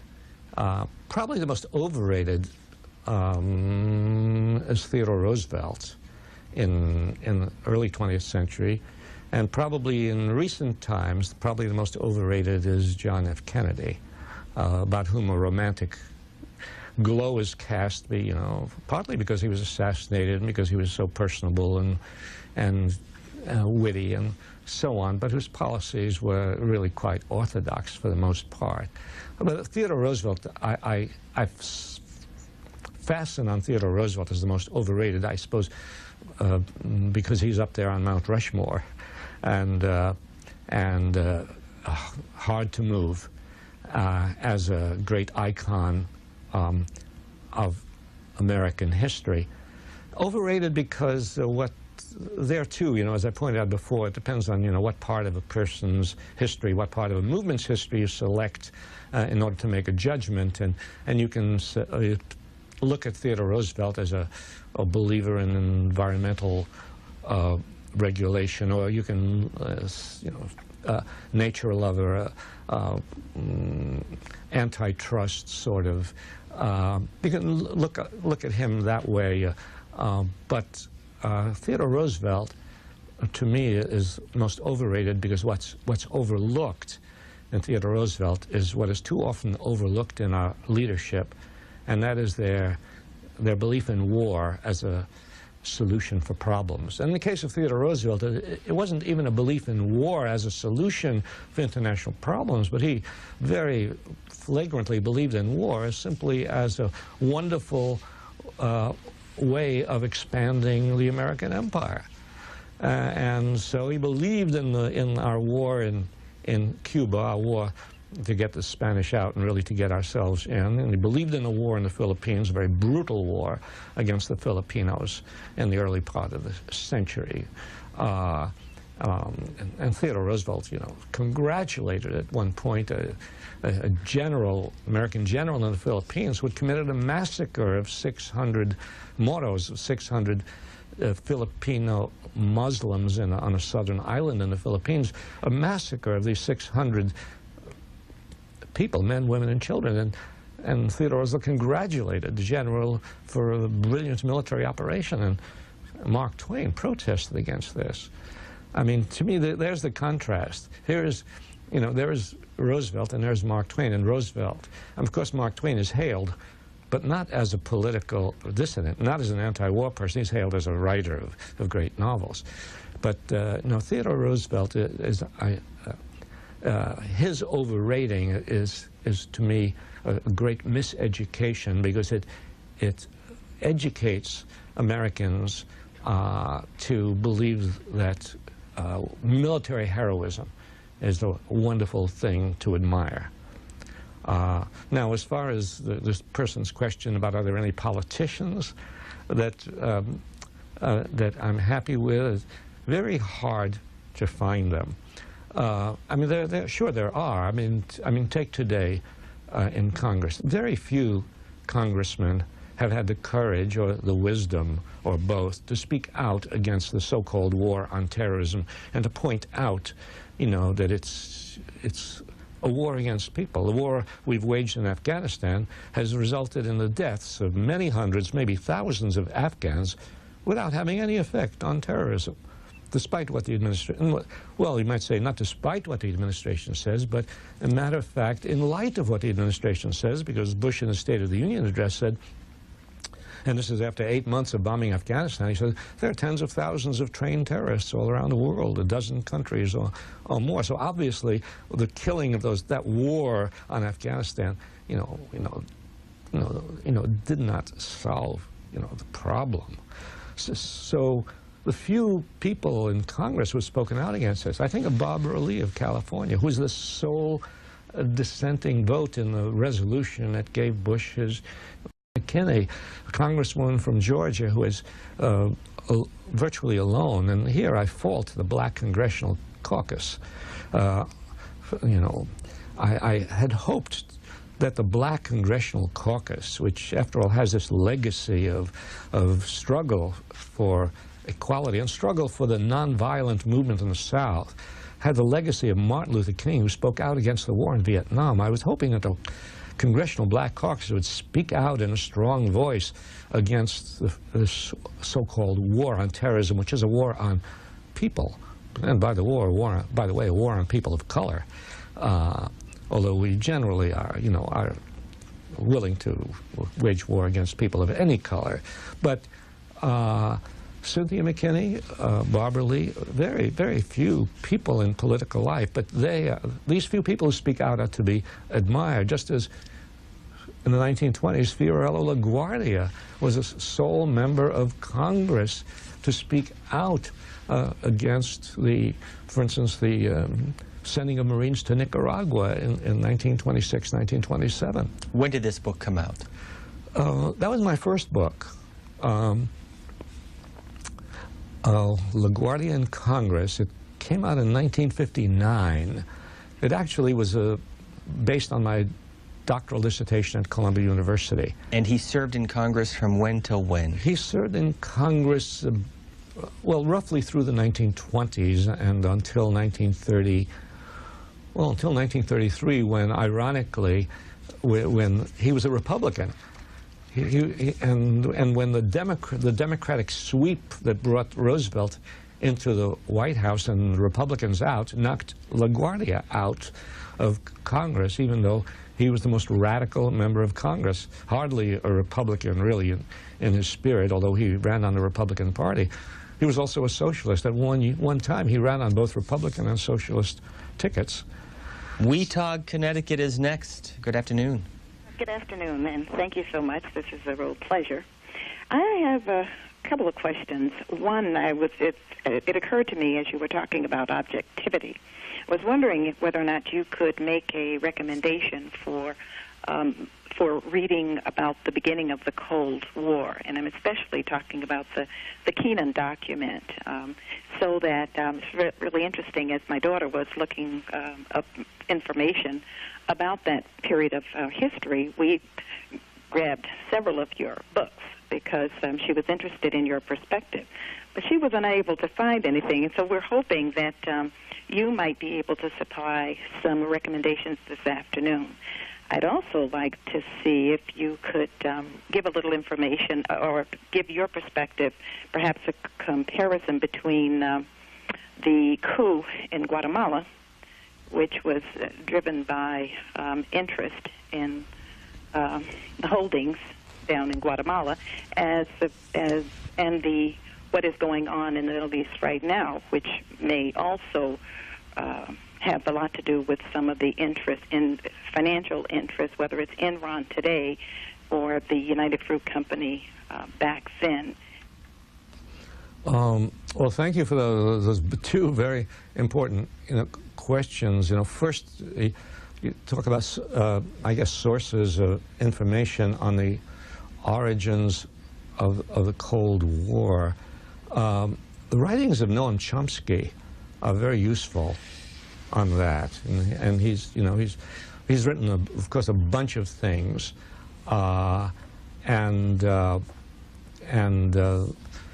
I would certainly, read his book, the book that he and Ed Herman did, Manufacturing Consent. I would also read his book, Necessary Illusions, and I'd also read his book, Year 501. He has a lot to say about the Cold War.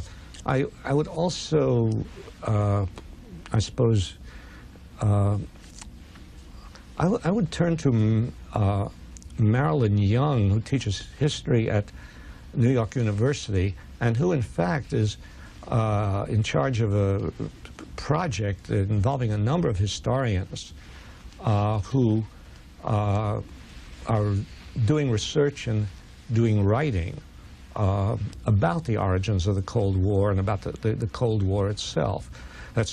So you might get in touch with her, Marilyn Young, Department of History, New York University, and I think she could give you a lot of information, a lot of sources. How can people get in touch with you?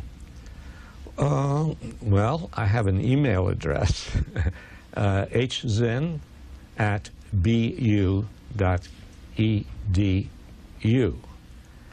Although I didn't get to this person's question about Guatemala and interests, so I'll say something briefly about that. But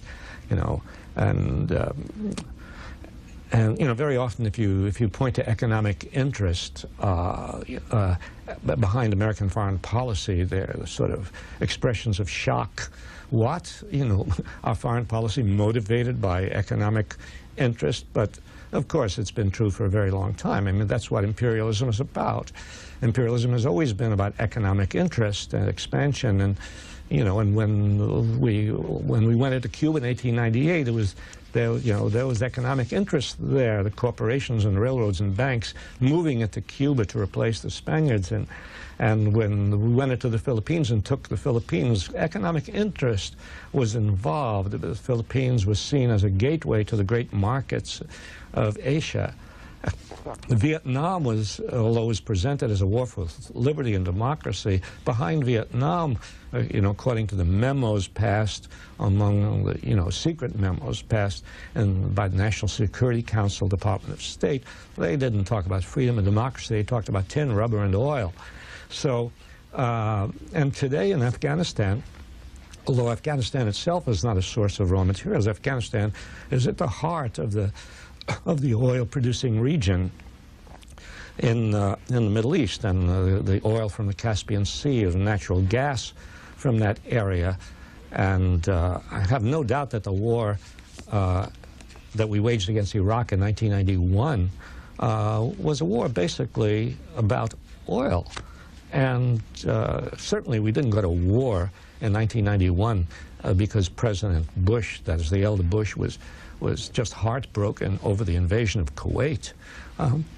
As if Bush was ever heartbroken about the invasion of any other place. After all, Bush himself invaded Panama. So it wasn't invasion itself that did it. There was oil. Oil has always been at the center of our policy in the Middle East.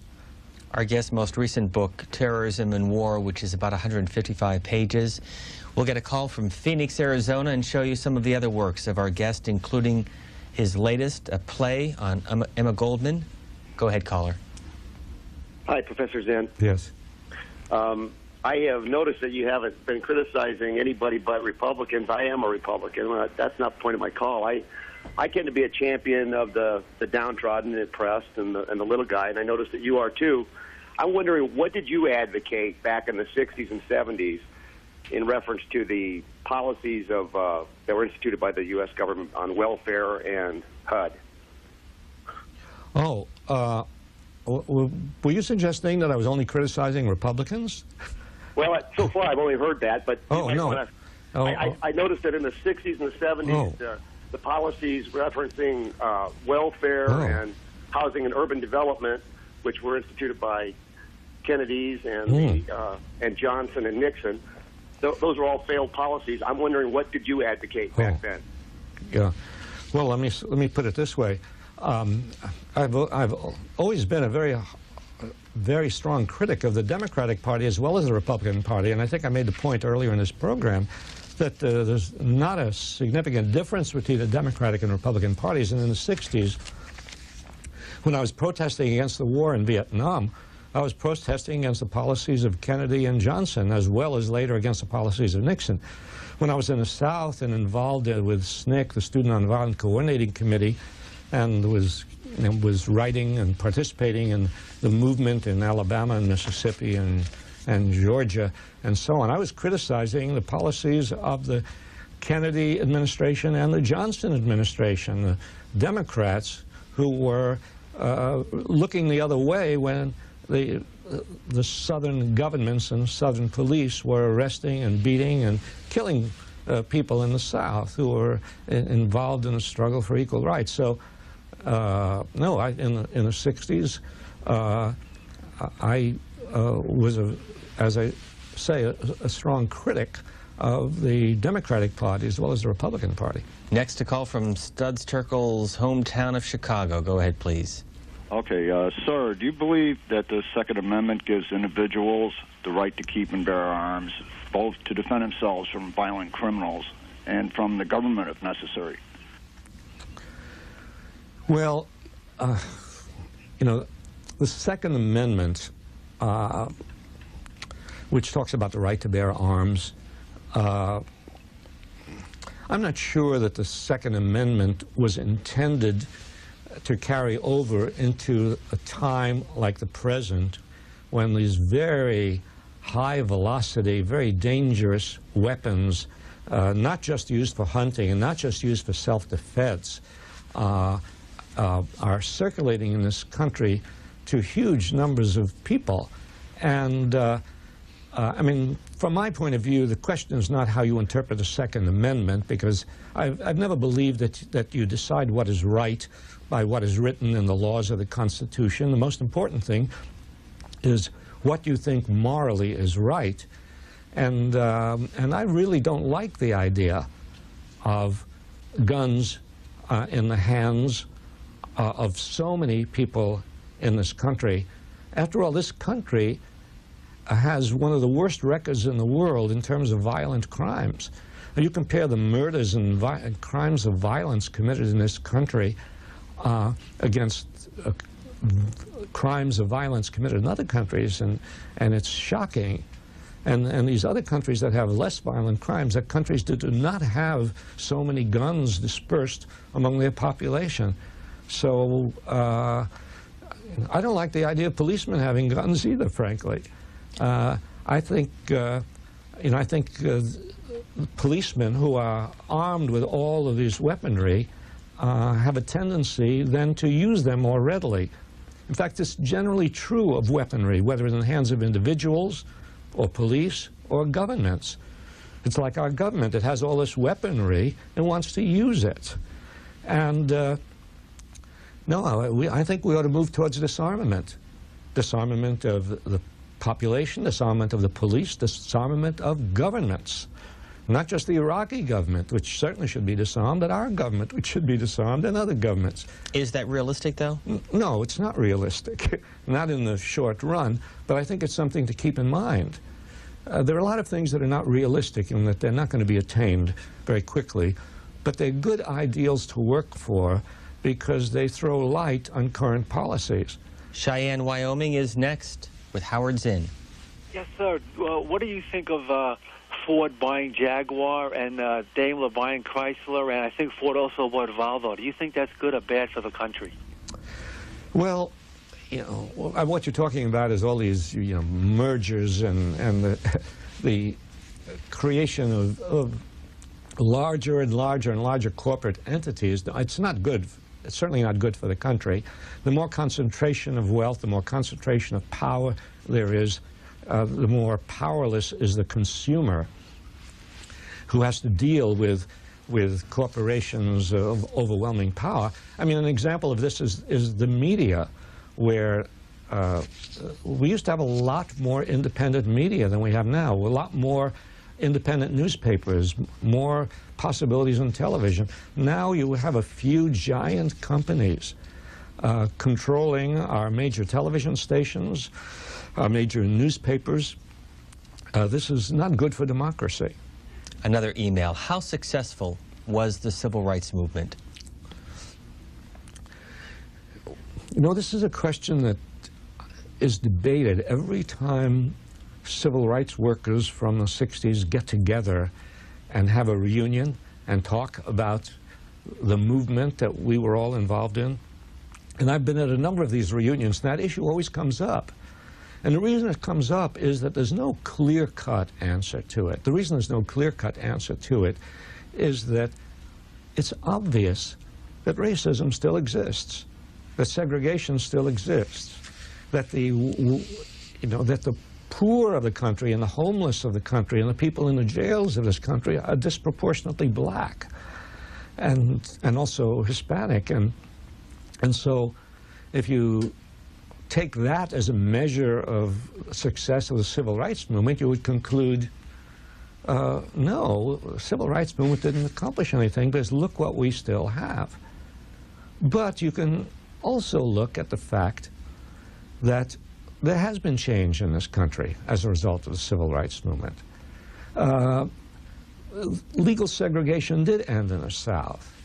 There are more black people in offices of power in the South. There are more black people who have some opportunity to do something in the South. There are more black people in professions. There are more, or more black kids going to college and so on. More than that, even though those things, have to be measured against what I was just talking about, the persistence of racism in this country. I think what is more important is that the civil rights movement created a spirit of resistance. The spirit of the civil rights movement was an example to any present or future movement. It suggested that you could get together and overcome enormous odds. And even if you didn't completely solve a problem, obviously the problem of racism has not been solved, even if you didn't completely solve a problem, you could change the consciousness of a nation, excuse me, which I think happened in the 60s as a result of the movement. The first Sunday of every month, we spend 3 hours with leading American authors. Today, our guest is Howard Zinn, and you can get further schedule information by logging on to cspan.org or booktv.org, either of our websites. Washington, D.C., good afternoon. Good day, gentlemen. Thank you, Mr. Zinn, for your work, and I hope more people read your books. You've done a great job. There's lots of things I'd like to comment on. Like a better definition of socialism would be pooling resources to get a lowest cost for services by using the largest leverage with a public court system for redress of grievances. Water supplies, libraries, fire departments, these are all socialist systems. Socialism, communism, and capitalism are parts of all economic systems. And Einstein said the individual has the most freedom under socialism, just as Europe does now. Canada and Australia are all socialist systems. And capitalism exists in these places. Here we have a medical system that you pay 10 times more than a socialist system like Canada has would cost. And why? Because the insurance companies insure the hospitals that have to give out free medicine, and it's 10 times the cost. These people are eventually sick. They're not like CEOs or corporations getting the testing yearly, like an annual checkup that keeps costs 10 times less.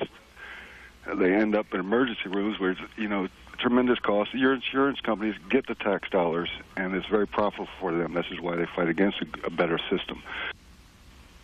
The caller makes a very interesting point, an important point, that here in this so-called capitalist society, we have little pockets of socialism we don't want to call socialism, because if we call them socialism, people say, hey, that's good. That is, the educational system where, the money for the educational system comes out of the general taxes. There are public institutions, the fire departments, the police departments, the sanitation departments, the things that are done by the government and that are paid for out of the public treasury. We could do the same thing with health care. We could do the same thing with housing. By the way, congressmen and senators are the beneficiaries of socialism, socialized medicine. They have free medical care. They have what they will not give to the rest of the country. They're taken care of. No problems with insurance companies, with forms and so on. And by the way, the Army has socialized medicine. I mean, when I got sick with pneumonia, when I was in the Air Force and training in Santa Ana, California, when I got pneumonia, I was treated and got the best possible treatment there was. I didn't have to think about paying for it. People in the military don't have to think about paying for it. They're taken care of. That is socialized medicine. So, the caller has a very thought-provoking point. Where does the name Zinn come from? Where are your forefathers from? Well, let's see. Well, the name Zinn, my father came from the Austro-Hungarian Empire, probably the Polish part of it. Zinn seems to be a German name. That is, most of the Zinns that I've run into their ancestors come from Germany.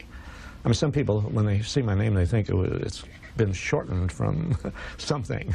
But no, it was Zinn, been Zinn as long as we can trace back. And so my parents were Jewish immigrants. My father as I say, from the Austro-Hungarian Empire. My mother came from Asiatic Russia, from Siberia, Irkutsk. But I remember getting a letter from somebody who offered to take me on a tour of castles in Germany that belonged to the Zinn clan in Germany, thinking that my forefathers must have been very wealthy. What was your first teaching job? My first teaching job was at Uppsala College in East Orange, New Jersey. It was a sort of part-time teaching job while I was still a graduate student at Columbia. But my first real teaching job was at Spelman College in Atlanta, where I taught for 7 years, and which was a wonderful educational experience for me. I think I learned more from those 7 years teaching black women at Spelman and living with my wife and kids in a black community and becoming involved in the movement. I learned certainly more during those 7 years than my students learned from me. I had some wonderful students. This email from a viewer in Jersey City, New Jersey, who wants to know, are today's youth less informed and less interested in these issues than their predecessors? Today's young people? Well, I'm afraid that might be true for a very large number of young people, simply because the main source of information for young people seems to be television. And television is terribly miseducational. Terrorism gives young people a huge dose of trivia, violence, and the words of our national leaders and their excuses for whatever they're doing in the world. So there's a huge amount of misinformation that gets down to our young people. On the other hand, there also exists in society, and so that makes the answer to the question more complex. There also exist today more sources of information, more books, more. When I first wrote People's History, there weren't a lot of books that I would call People's History books. There were enough for me to use, for instance, as sources. But today there are many, many more books on women's history and black history, Native American history, and gay and lesbian history, much more literature like that available. So you have these two things going side by side, more control in general, and yet, more dissident voices. When and under what circumstances did you leave Spelman College? Well, I left Spelman College in 1963. I'm smiling because it's always fun to be fired. I didn't think so at the time.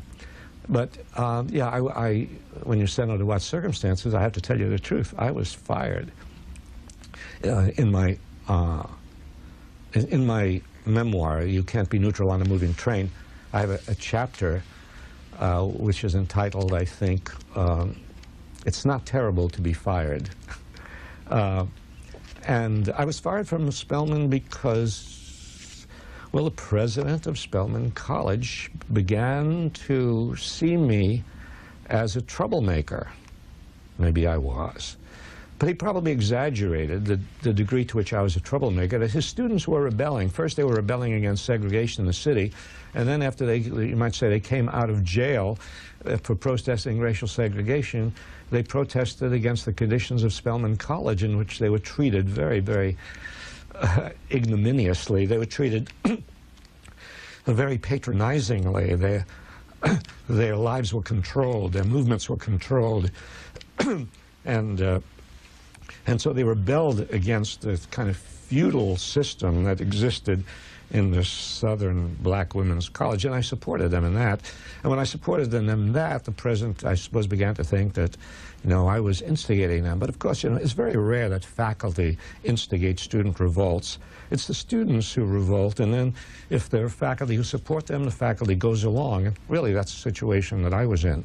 Seattle, Washington, for Howard Zinn. Hi, Mr. Zinn. My question is this. I'm going to be going to law school next year.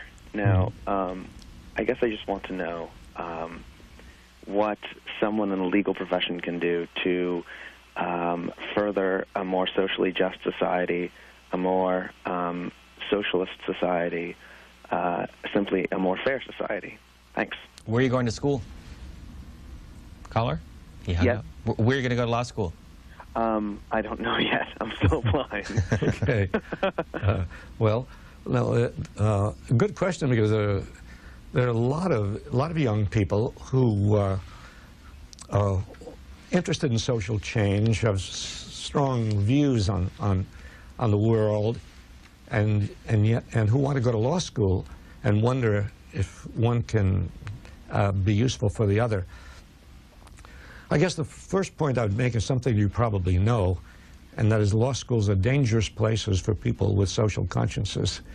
The law school does its best to draw you into the world of contracts and torts and corporation law and real estate law and insurance law, and does its best to get you a job with a big law firm, that will work on making money. So law schools, can be dangerous that way. So it means that anybody with a social conscience, doesn't mean you shouldn't go to law school. It means you should be wary, and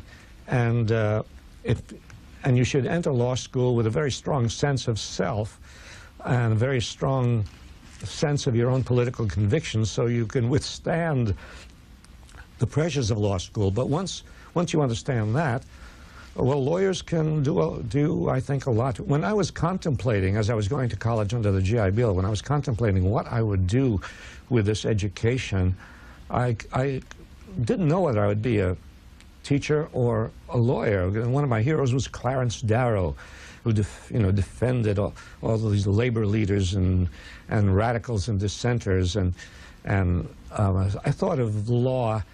I didn't realize how isolated Clarence Darrow was, how few Clarence Darrows there were. But there are lawyers who do marvelous things on behalf of civil rights, on behalf of equality, lawyers who defend prisoners, who defend people who are falsely or sometimes even truly accused of crimes, lawyers who defend radicals who are going to be made victims of the system. And we have wonderful, wonderful examples of that. Our next call comes to us from Dearborn, Michigan. Hello, Professor. Hello. You've become one of my heroes this afternoon. Could you tell me, Professor, how you feel we can get a just and comprehensive peace in Palestine? I'd like to hear your comments, and I'll go right back to my television to listen. Well, a just peace in Palestine. Well, one thing is clear, and probably so obvious I shouldn't have to say it, and that is, terrorism exists on both sides, and sure, and there are the suicide bombers on the one hand, and then there's the terrorism of the Israeli government on the other hand. A terrorism which existed even before the suicide bombers, because the terrorism comes in part from overt violence and in part from simply a ruthless control of several million Palestinians living in countries that were taken by Israel in the War of 1967. And the solution, the fundamental solution, has to be Israeli withdrawal from the occupied territories, and it has to be total. It can't be, hinged around and compromised with, oh, we'll give them this percentage of their own land or that. No, Israel has to get out of land that Israel does not belong in, because that is Palestinian land. Sure, Jewish settlers moved in there. The Israeli government moved settlers in there to try to give them a stronger and stronger hold, but those settlers are still a minority, and those settlers will just have to leave, as was done before when Israel came to a settlement with Egypt in the Sinai Peninsula. There were Jewish settlers there. And Israel is at peace, has been at peace with Egypt all these years. But one of the conditions for return of the Sinai Peninsula is the Jewish settlers had to leave. So, the grounds for a settlement are very clear. Israel just has to get out. Now, how is this going to be achieved? Well, it's not going to be achieved by violence on either side, although I believe in nonviolent resistance on the part of the Palestinians. And the United States certainly isn't helping. When Bush sees Sharon, of course, Sharon is a kind of, you might say, a carbon copy on a smaller scale of Bush himself, believing that violence solves problems. The Bush administration and generally American administrations have given their support to Israel in its occupation of Palestinian land. So the solution is not going to come from the United States. It's going to have to come from the international community. It has to come from the United Nations. And it will have to come by imposing on Israel the necessity, the absolute necessity of getting out of these occupied territories. I mean, we went to war against Iraq so that Iraq could get out of Kuwait. No. And here's a similar principle involved. And I'm not suggesting we go to war over this, but I'm suggesting, that this is that kind of a wrong. Howard Zinn and his wife live in the Boston suburb of Ashburnville, about 20 minutes. Auburndale. Auburndale, 20 minutes west of Boston. We'll show you the study where Howard Zinn does most of his work as we get a call from Las Vegas. Good afternoon. Hello. Listen, sir, I have to say that I think the majority of the stuff you're saying is totally ridiculous. I mean, number one, you said that most of the wars are fought by blacks, which is totally asinine. World War I and World War II were fought by whites, the majority. In the Iraqi war, I didn't see one black fighter pilot that was shot down. And another, let me say this too. In this country, what made this country great was its technological advances, okay? Now, I've always heard this story about, when are the blacks and the Hispanics going to get their fair share of the American dream?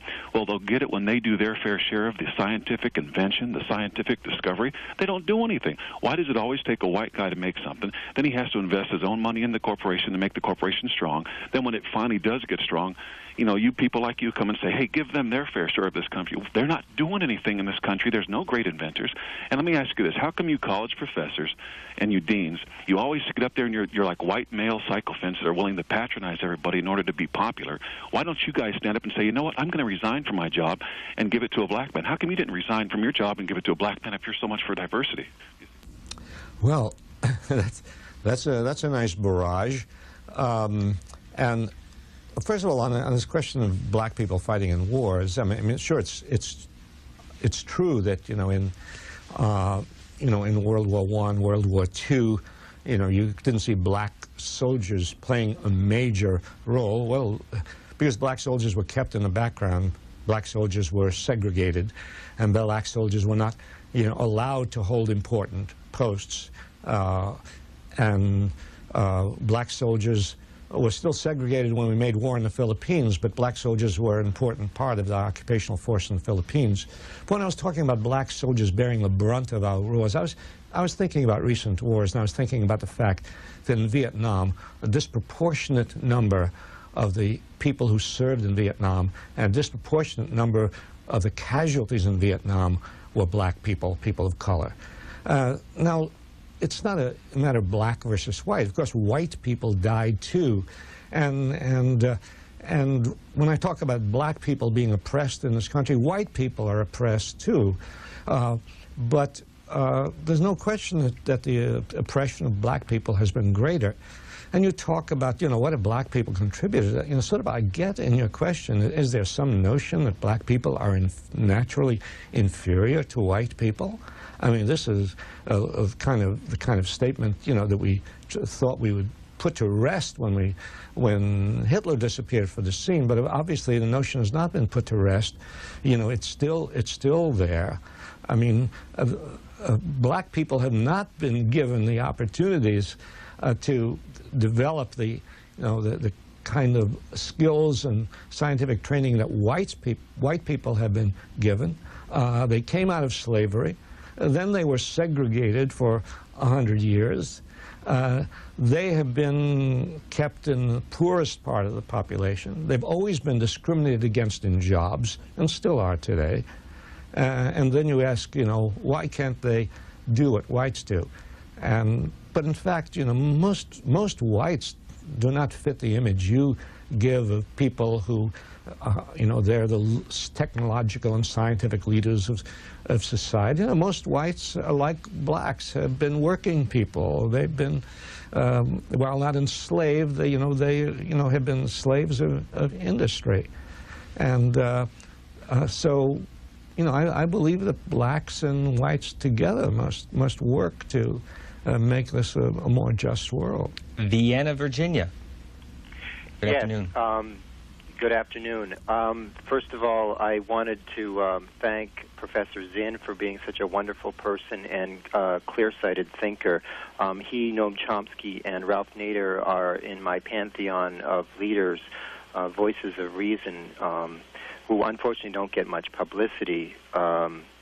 Now, I am an activist. I'm active in the anti-corporate globalization movement, and I appreciate Professor Zinn's urging of people to become more socially active. That is indeed the only way that we will have a better world. I also educated myself by being an activist. I actually originally worked for the Clinton campaign back in 1992 and have become more and more radicalized the more things that I've seen. My question for Professor Zinn regards his comment about the way the United States controls economic policies of foreign countries.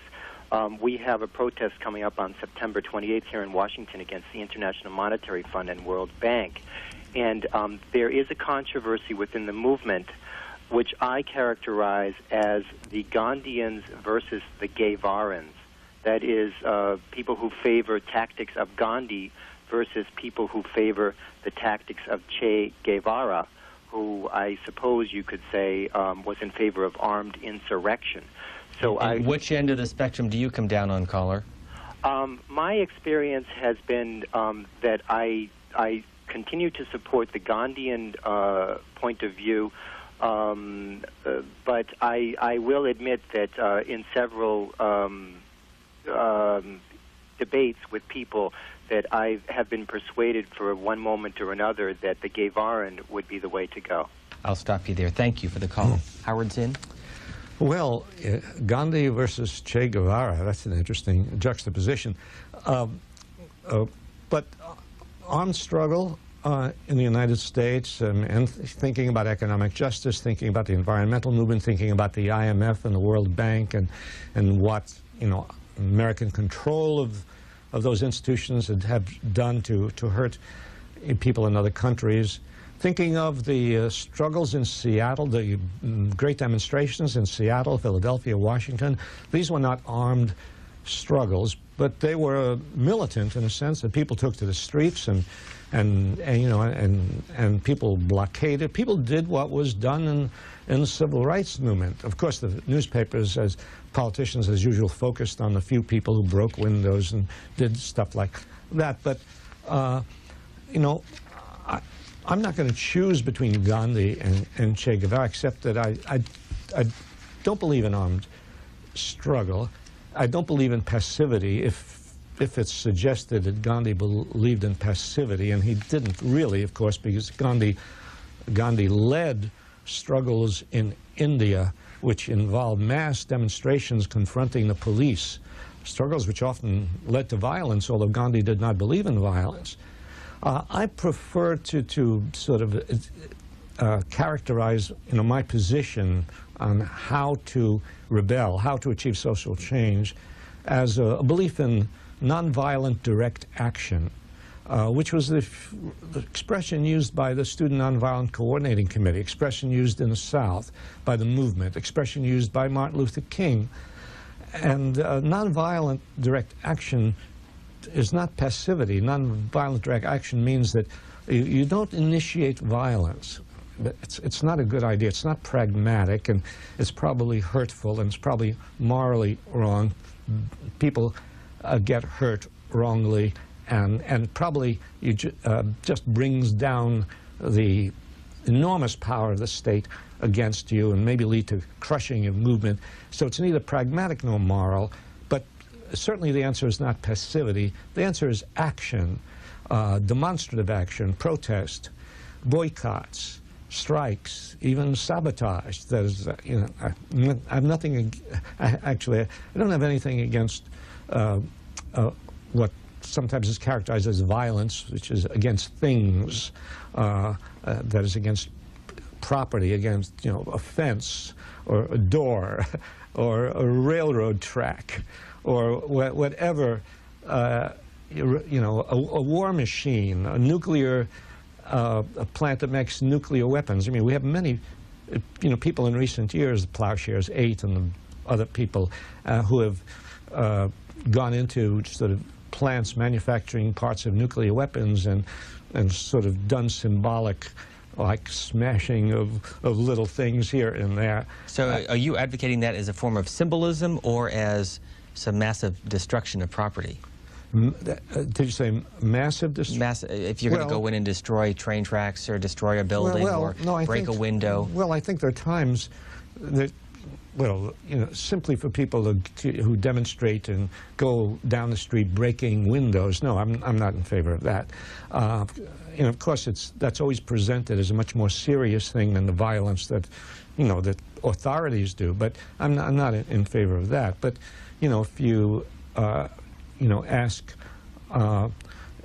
sure, there are times, for instance, during the Vietnam War when, people might go into draft boards and destroy draft records. They might break into a building, and destroy draft records, which is, you might say an act of violence. It's not a violence against human beings, but an act of protest against the war. And in recent years, like the Plowshares 8 and other people like that who have gone into places that manufacture weaponry and done little acts of, of damage to express their protest against a military machine. I think that's justified and good.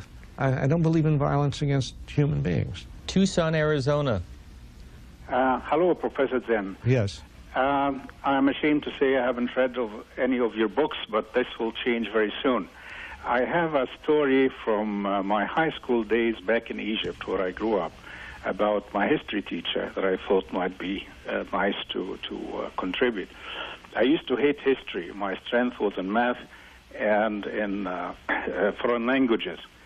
But one day we had this new history teacher who came in. He was supposed to teach us modern Egyptian history.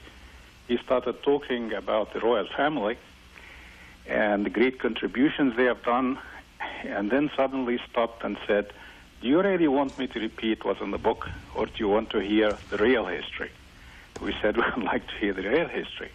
He said, "Close the door and come up front so that I don't have to speak too loudly." And then he really told us about how they were draining the country's economy, how they got the country in debt, where it would ended up being colonialized by England. Sorry, my voice is wavering a little bit. And I cannot forget that. That man put himself in great danger just to give us an honest assessment of what it was really like. I'll stop you there. Thank you, caller. Yeah, well, that's a very interesting story, and it's instructive because, you know, yeah, that's what a real teacher is. A real teacher is somebody who puts aside the traditional texts and tells it like it is and talks about what's going on and what really is going on, and gives students, you know, an alternative and exciting and vibrant history which might motivate them to act. Valdosta, Georgia, good afternoon. Hi, Professor Zinn. It's a real thrill to be able to talk to you. I've been teaching here at Valdosta State for the last 14 years. What do you teach? I've been teaching history, and in my survey text, I've used the people's history ever since I've been teaching. I had a two-part question for you. Well, actually, two different questions. One had to do with the influence of your parents. Were they politically aware or class conscious at all? And the second had to do kind of a self-serving question, since I'm one of the authors in the People's History series. But just wanted to know what the status of the series was right now. How many books do we have forthcoming, and what are we looking for in that? Well, that sounds suspiciously like Professor David Williams. I think you tagged me. And of Valdosta, Georgia, yeah, Valdosta State University. And answer to your first question is, no, my parents were not political people at all. They're just, you know, workers, the factory workers. My father moved up from being a factory worker to being a waiter. And a pushcart peddler, this and that, a window cleaner. And no, they were not very well educated. You know, my father had a 4th grade education. My mother had a 7th grade education. So no, there were no books in the house, in fact, really.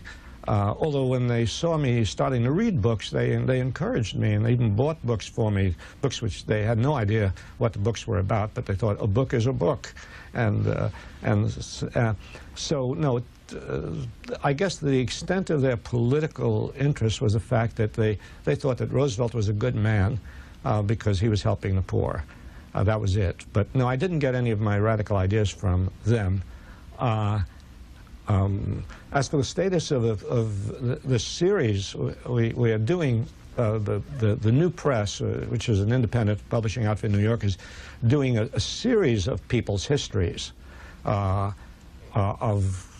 we've just started, really. So we have already a People's History of the American Revolution by Ray Raphael, a quite wonderful book, a book about the American Revolution different from any book on the American Revolution you've ever read. And we are planning a number of other books which look at parts of American history and even world history from a people's point of view. And Professor David Williams, the caller, is, in fact, we've contracted with him to do a people's history of the Civil War, which is an exciting prospect because the Civil War is so often presented to us, you know, from the top down, you know, the battles that were fought, and Grant and Lee and Lincoln and the Confederacy, and it's time we had a view of the Civil War, and David Williams, I believe, is going to give us that, a view of the Civil War from the bottom up, from the ordinary people of the South and the North. And I mean, that's as far as we've gotten in the series. We're waiting for more possible people's histories of this and that. And you begin this book with a different perspective of Christopher Columbus than many may have learned in grade school or high school. Why so different? Well, I must confess that when I first started to write this book, People's History, you know, I guess I wrote it in the late 70s and came out 1980, 81. I knew very little about Christopher Columbus. I knew what all of us learned in grammar school, and you know, Christopher Columbus discovered America, and the Nina and the Pinta and the Santa Maria, and et cetera, and you know, great adventurer, great navigator, etc., and so on. But then when I knew that I was writing a different kind of history, I knew that I was going to write history not from the point of view of the important people, the conquerors, but from the point of view of the victims and the resistors. And so I began to look who are the victims of Columbus? Who are the resistors? And then I came across the writings of Bartolomé de las Casas, the Spanish priest who wrote multi-volume history of what the Spaniards, Columbus and the others, did in the Indies. And it was shocking what they did to these very peaceful Indians, the Indians who greeted Columbus when he came to the Bahamas. They greeted him peacefully, but he came with the sword. He came with these dogs, these ferocious attack dogs. He came with firearms, and he was in search of gold. He wasn't simply a scientific navigator, adventurer. He was a greedy man, greedy for his financiers back in Spain. And in search of gold, he kidnapped Indians, he enslaved them, he mutilated them, he killed them. And so I decided, no, that's the story I must tell. Houston, Texas, you're on the air with Howard Zinn. Thank you. Hello. And I would just like to hear your view on how our presidential campaign should be financed in this country. And also I was wondering if you see any connection between the way our political leaders are financed and what happened on September 11th, because I see a direct connection. Oh, well, I'd like to know from you, what is the connection you see? Well, let me ask you about how, because the caller had hung up, how campaigns should be financed. Well, I suppose the basic principle of financing is that it should be public financing and not private financing. It shouldn't be candidates get financed according to how much money they can raise from corporations. Candidates should have equal access to television, should have equal access to newspapers. In other words, the citizens of the country should be given the democratic opportunity to view the issues and the ideas of not just the two major candidates, but of all the candidates. So, yeah, funding should be public, it should be democratic, and it should be removed from corporate control. Can you draw any connection between September 11th and campaigns in this country, how they're financed, or the candidates themselves? Well, I can draw a connection certainly between Bush as president and corporate financing, since, but that wouldn't tell you a lot, because Gore, his opponent, was also financed to a great extent by corporations, And what's the difference between the Republicans and the Democrats? The Republicans hold dinners in which, you have to pay $400,000 to get the attention of the president, and Democrats, well, you only have to pay $300,000. But Bush is the president of the corporations, and Gore also, and Lieberman also, the president of the corporations. So, I mean, what that connection is with September 11th, I don't know, unless you want to say, and I suppose it's possible to say that, terrorism has its roots in American foreign policy. And American foreign policy has its roots in the extension of American corporate power around the world. You touched on this earlier, but Matt Damon's name continues to come up on this program. I've heard rumors for years that you have been working on a Fox miniseries based on a people's history with Matt Damon. Any truth? Some truth. That is, we started out, Matt Damon and Ben Affleck and I and Chris Moore, a fourth person, we started out contracted with Fox Television to do a series of television movies based on episodes from a people's history. Fox dropped out of the project after a couple of years, and now HBO has taken it on, and right now we, Matt Damon, Ben Affleck, Chris Moore, I, are working with HBO, and the first scripts are being written. First script, in fact, is on Columbus and Las Casas by the Scottish writer Paul Laverty. That script is being written, and then another script on the American Revolution, different take on the American Revolution by Paul Lussier. That script is being written. So we have two scripts being written. If these scripts, well, if HBO likes these scripts, then they will make movies of them and then turn to more episodes from the book. But it's a very long, what I've discovered in my short history with Hollywood is that it's a long, drawn-out process. You have to be very patient, and you can't have too many illusions. So if somebody asked me, what are the chances of this happening? I don't know. Rupert, Idaho, you're next. Good afternoon. Hello. Hello. Yes. My main question is, if you're familiar with Hawaiian sovereignty and what your perspective is, and then I'm curious, when you're talking about the media, what you think about C-SPAN and what you feel like it does really well and what you might like to see done more of.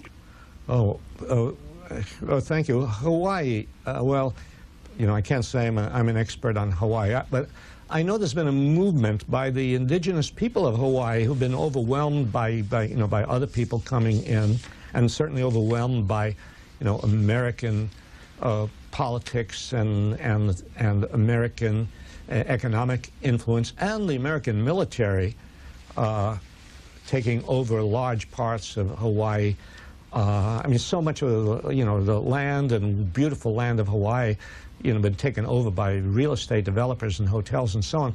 So I know there's a movement by the indigenous people of Hawaii, to get recognition and to try to stop this corporate and military control of this beautiful group of islands. So that's how much I know about what's going on in Hawaii. You probably obviously know a lot more about it. You should be on this program answering that question. But then you asked another question. What was she asked about C-SPAN? Oh, you asked about C-SPAN. Oh, yes, but this program is never about us. It's always about you. My question is too modest to raise the question of C-SPAN. Well, C-SPAN, and I'm not always able to get C-SPAN. In fact, for a long time I wasn't able to get C-SPAN, but for a long time my wife and I didn't get cable at all. And then we realized that, no, there are things on cable that you can't get on the regular networks, and C-SPAN is certainly one of them. The good things about C-SPAN that I've seen are C-SPAN will cover events that aren't covered by the major media and cover them totally. They'll just plant a camera there while people are having a conference or a meeting, and they'll just stick with it, and they won't give you sound bites in 3 minutes and then cut away to something else. No commercials, none of that. So C-SPAN, and I don't know what proportion of time, because I haven't seen enough, I don't know what proportion of time C-SPAN devotes to what I would call people's history. That is, the things that people do, as opposed to the things that, let's say, the politicians do or that business corporations do. But I know I've seen some very good things that C-SPAN has covered. And of course, book C-SPAN. Well, how can somebody who writes books say anything but favorable things about book C-SPAN? I mean, here I am talking about books, even my books, for this length of time, and no, only C-SPAN would do it. So, how many are still in print, by the way? How many are still in print of these books? I swear I don't know. Maybe 4, 5, 6, 7, 8. I don't know, but I can say this, that the ones that are out of print, and the ones that are out of print are the oldest ones, like Snick and the book Disobedience and Democracy, and my book on LaGuardia, and The Southern Mystique.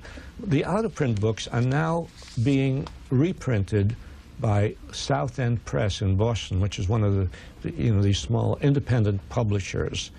So those out-of-print books are available now, as of now, from South End Press. Let me again just remind our audience a complete list of the books by Howard Zinn available at booktv.org. Our next call is Miami, Florida. Good afternoon. Hello, Mr. Zinn. Yes, hello. I remember when you visited Florida State University when I was a student there, and I would just really like to thank you for your contribution as far as the perspective that you write history from. I think a whole lot of people benefit from that. Thank you. Are you teaching today? No, I'm not teaching. I actually stopped teaching at Boston University, I don't know, 14 years ago. So I'm not teaching except in the sense that I'm doing a lot of speaking, public speaking, going around the country, speaking to community groups, high schools, colleges, so in a sense I consider myself a freelance teacher. Our last call from Laguna Beach, California. Yes, Mr. Zinn, I'd like to ask you a pretty direct, simple question. What precisely is your political ideology? I assume it's leftist. Is it socialist, anarchist, Marxist, combination? Where are you? Could please be very specific, and I'll hang up and listen. Ooh, well, that's a tough one. I hate to categorize myself, too simply because it's so subject. These things are so subject to interpretation. If you say, "Oh, he's a Marxist," what does that mean? So many people claim to be Marxists or socialists, but I consider myself. I like the ideas of anarchism. That is in read Emma Goldman, read Kropotkin. Anarchism, which is libertarian and which is anti-authority and which is for equality. I like those ideas. I like the ideas of socialism, which go along the same lines. But I certainly don't want any of these beliefs in anarchism or socialism to be read as a belief in centralized control. In fact, anarchism does not believe in centralized control. I believe in what I would call democratic socialism. This viewer from the Queens is asking specifically about Ayn Rand's philosophy, and how do you reconcile it with yours?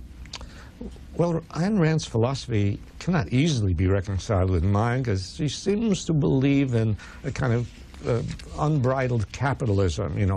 Let the market decide. Take the government out of regulating the economy and everything will be all right. Well, we actually had that in the 19th century, and things were not all right. Howard Zinn, what's next for you? What's next for me? I don't know. I'm still, involved. I'm still speaking, and I'm trying to deal with. I'm still writing for the Progressive and other places, and writing about what's going on now, a war in Iraq, possibly, and foreign policy, domestic policy. But personally, no, I'm interested in writing screenplays and working on this television series. I'm interested in writing a screenplay based on the Ludlow Massacre, which I've been doing together with two friends and writers from Britain, Naomi Wallace and Bruce McLeod. I'm interested in writing a screenplay based on the life of Emma Goldman. I'm looking for sort of different ways to write about history, more dramatic ways, ways perhaps that are more fun for me to write about. Professor, author, lecturer, columnist, Howard Zinn, we thank you for your time. Oh, thanks so much for having me here.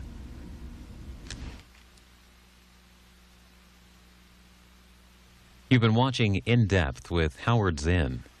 If you missed any portion of the 3-hour interview, you can see this program again at 5 p.m.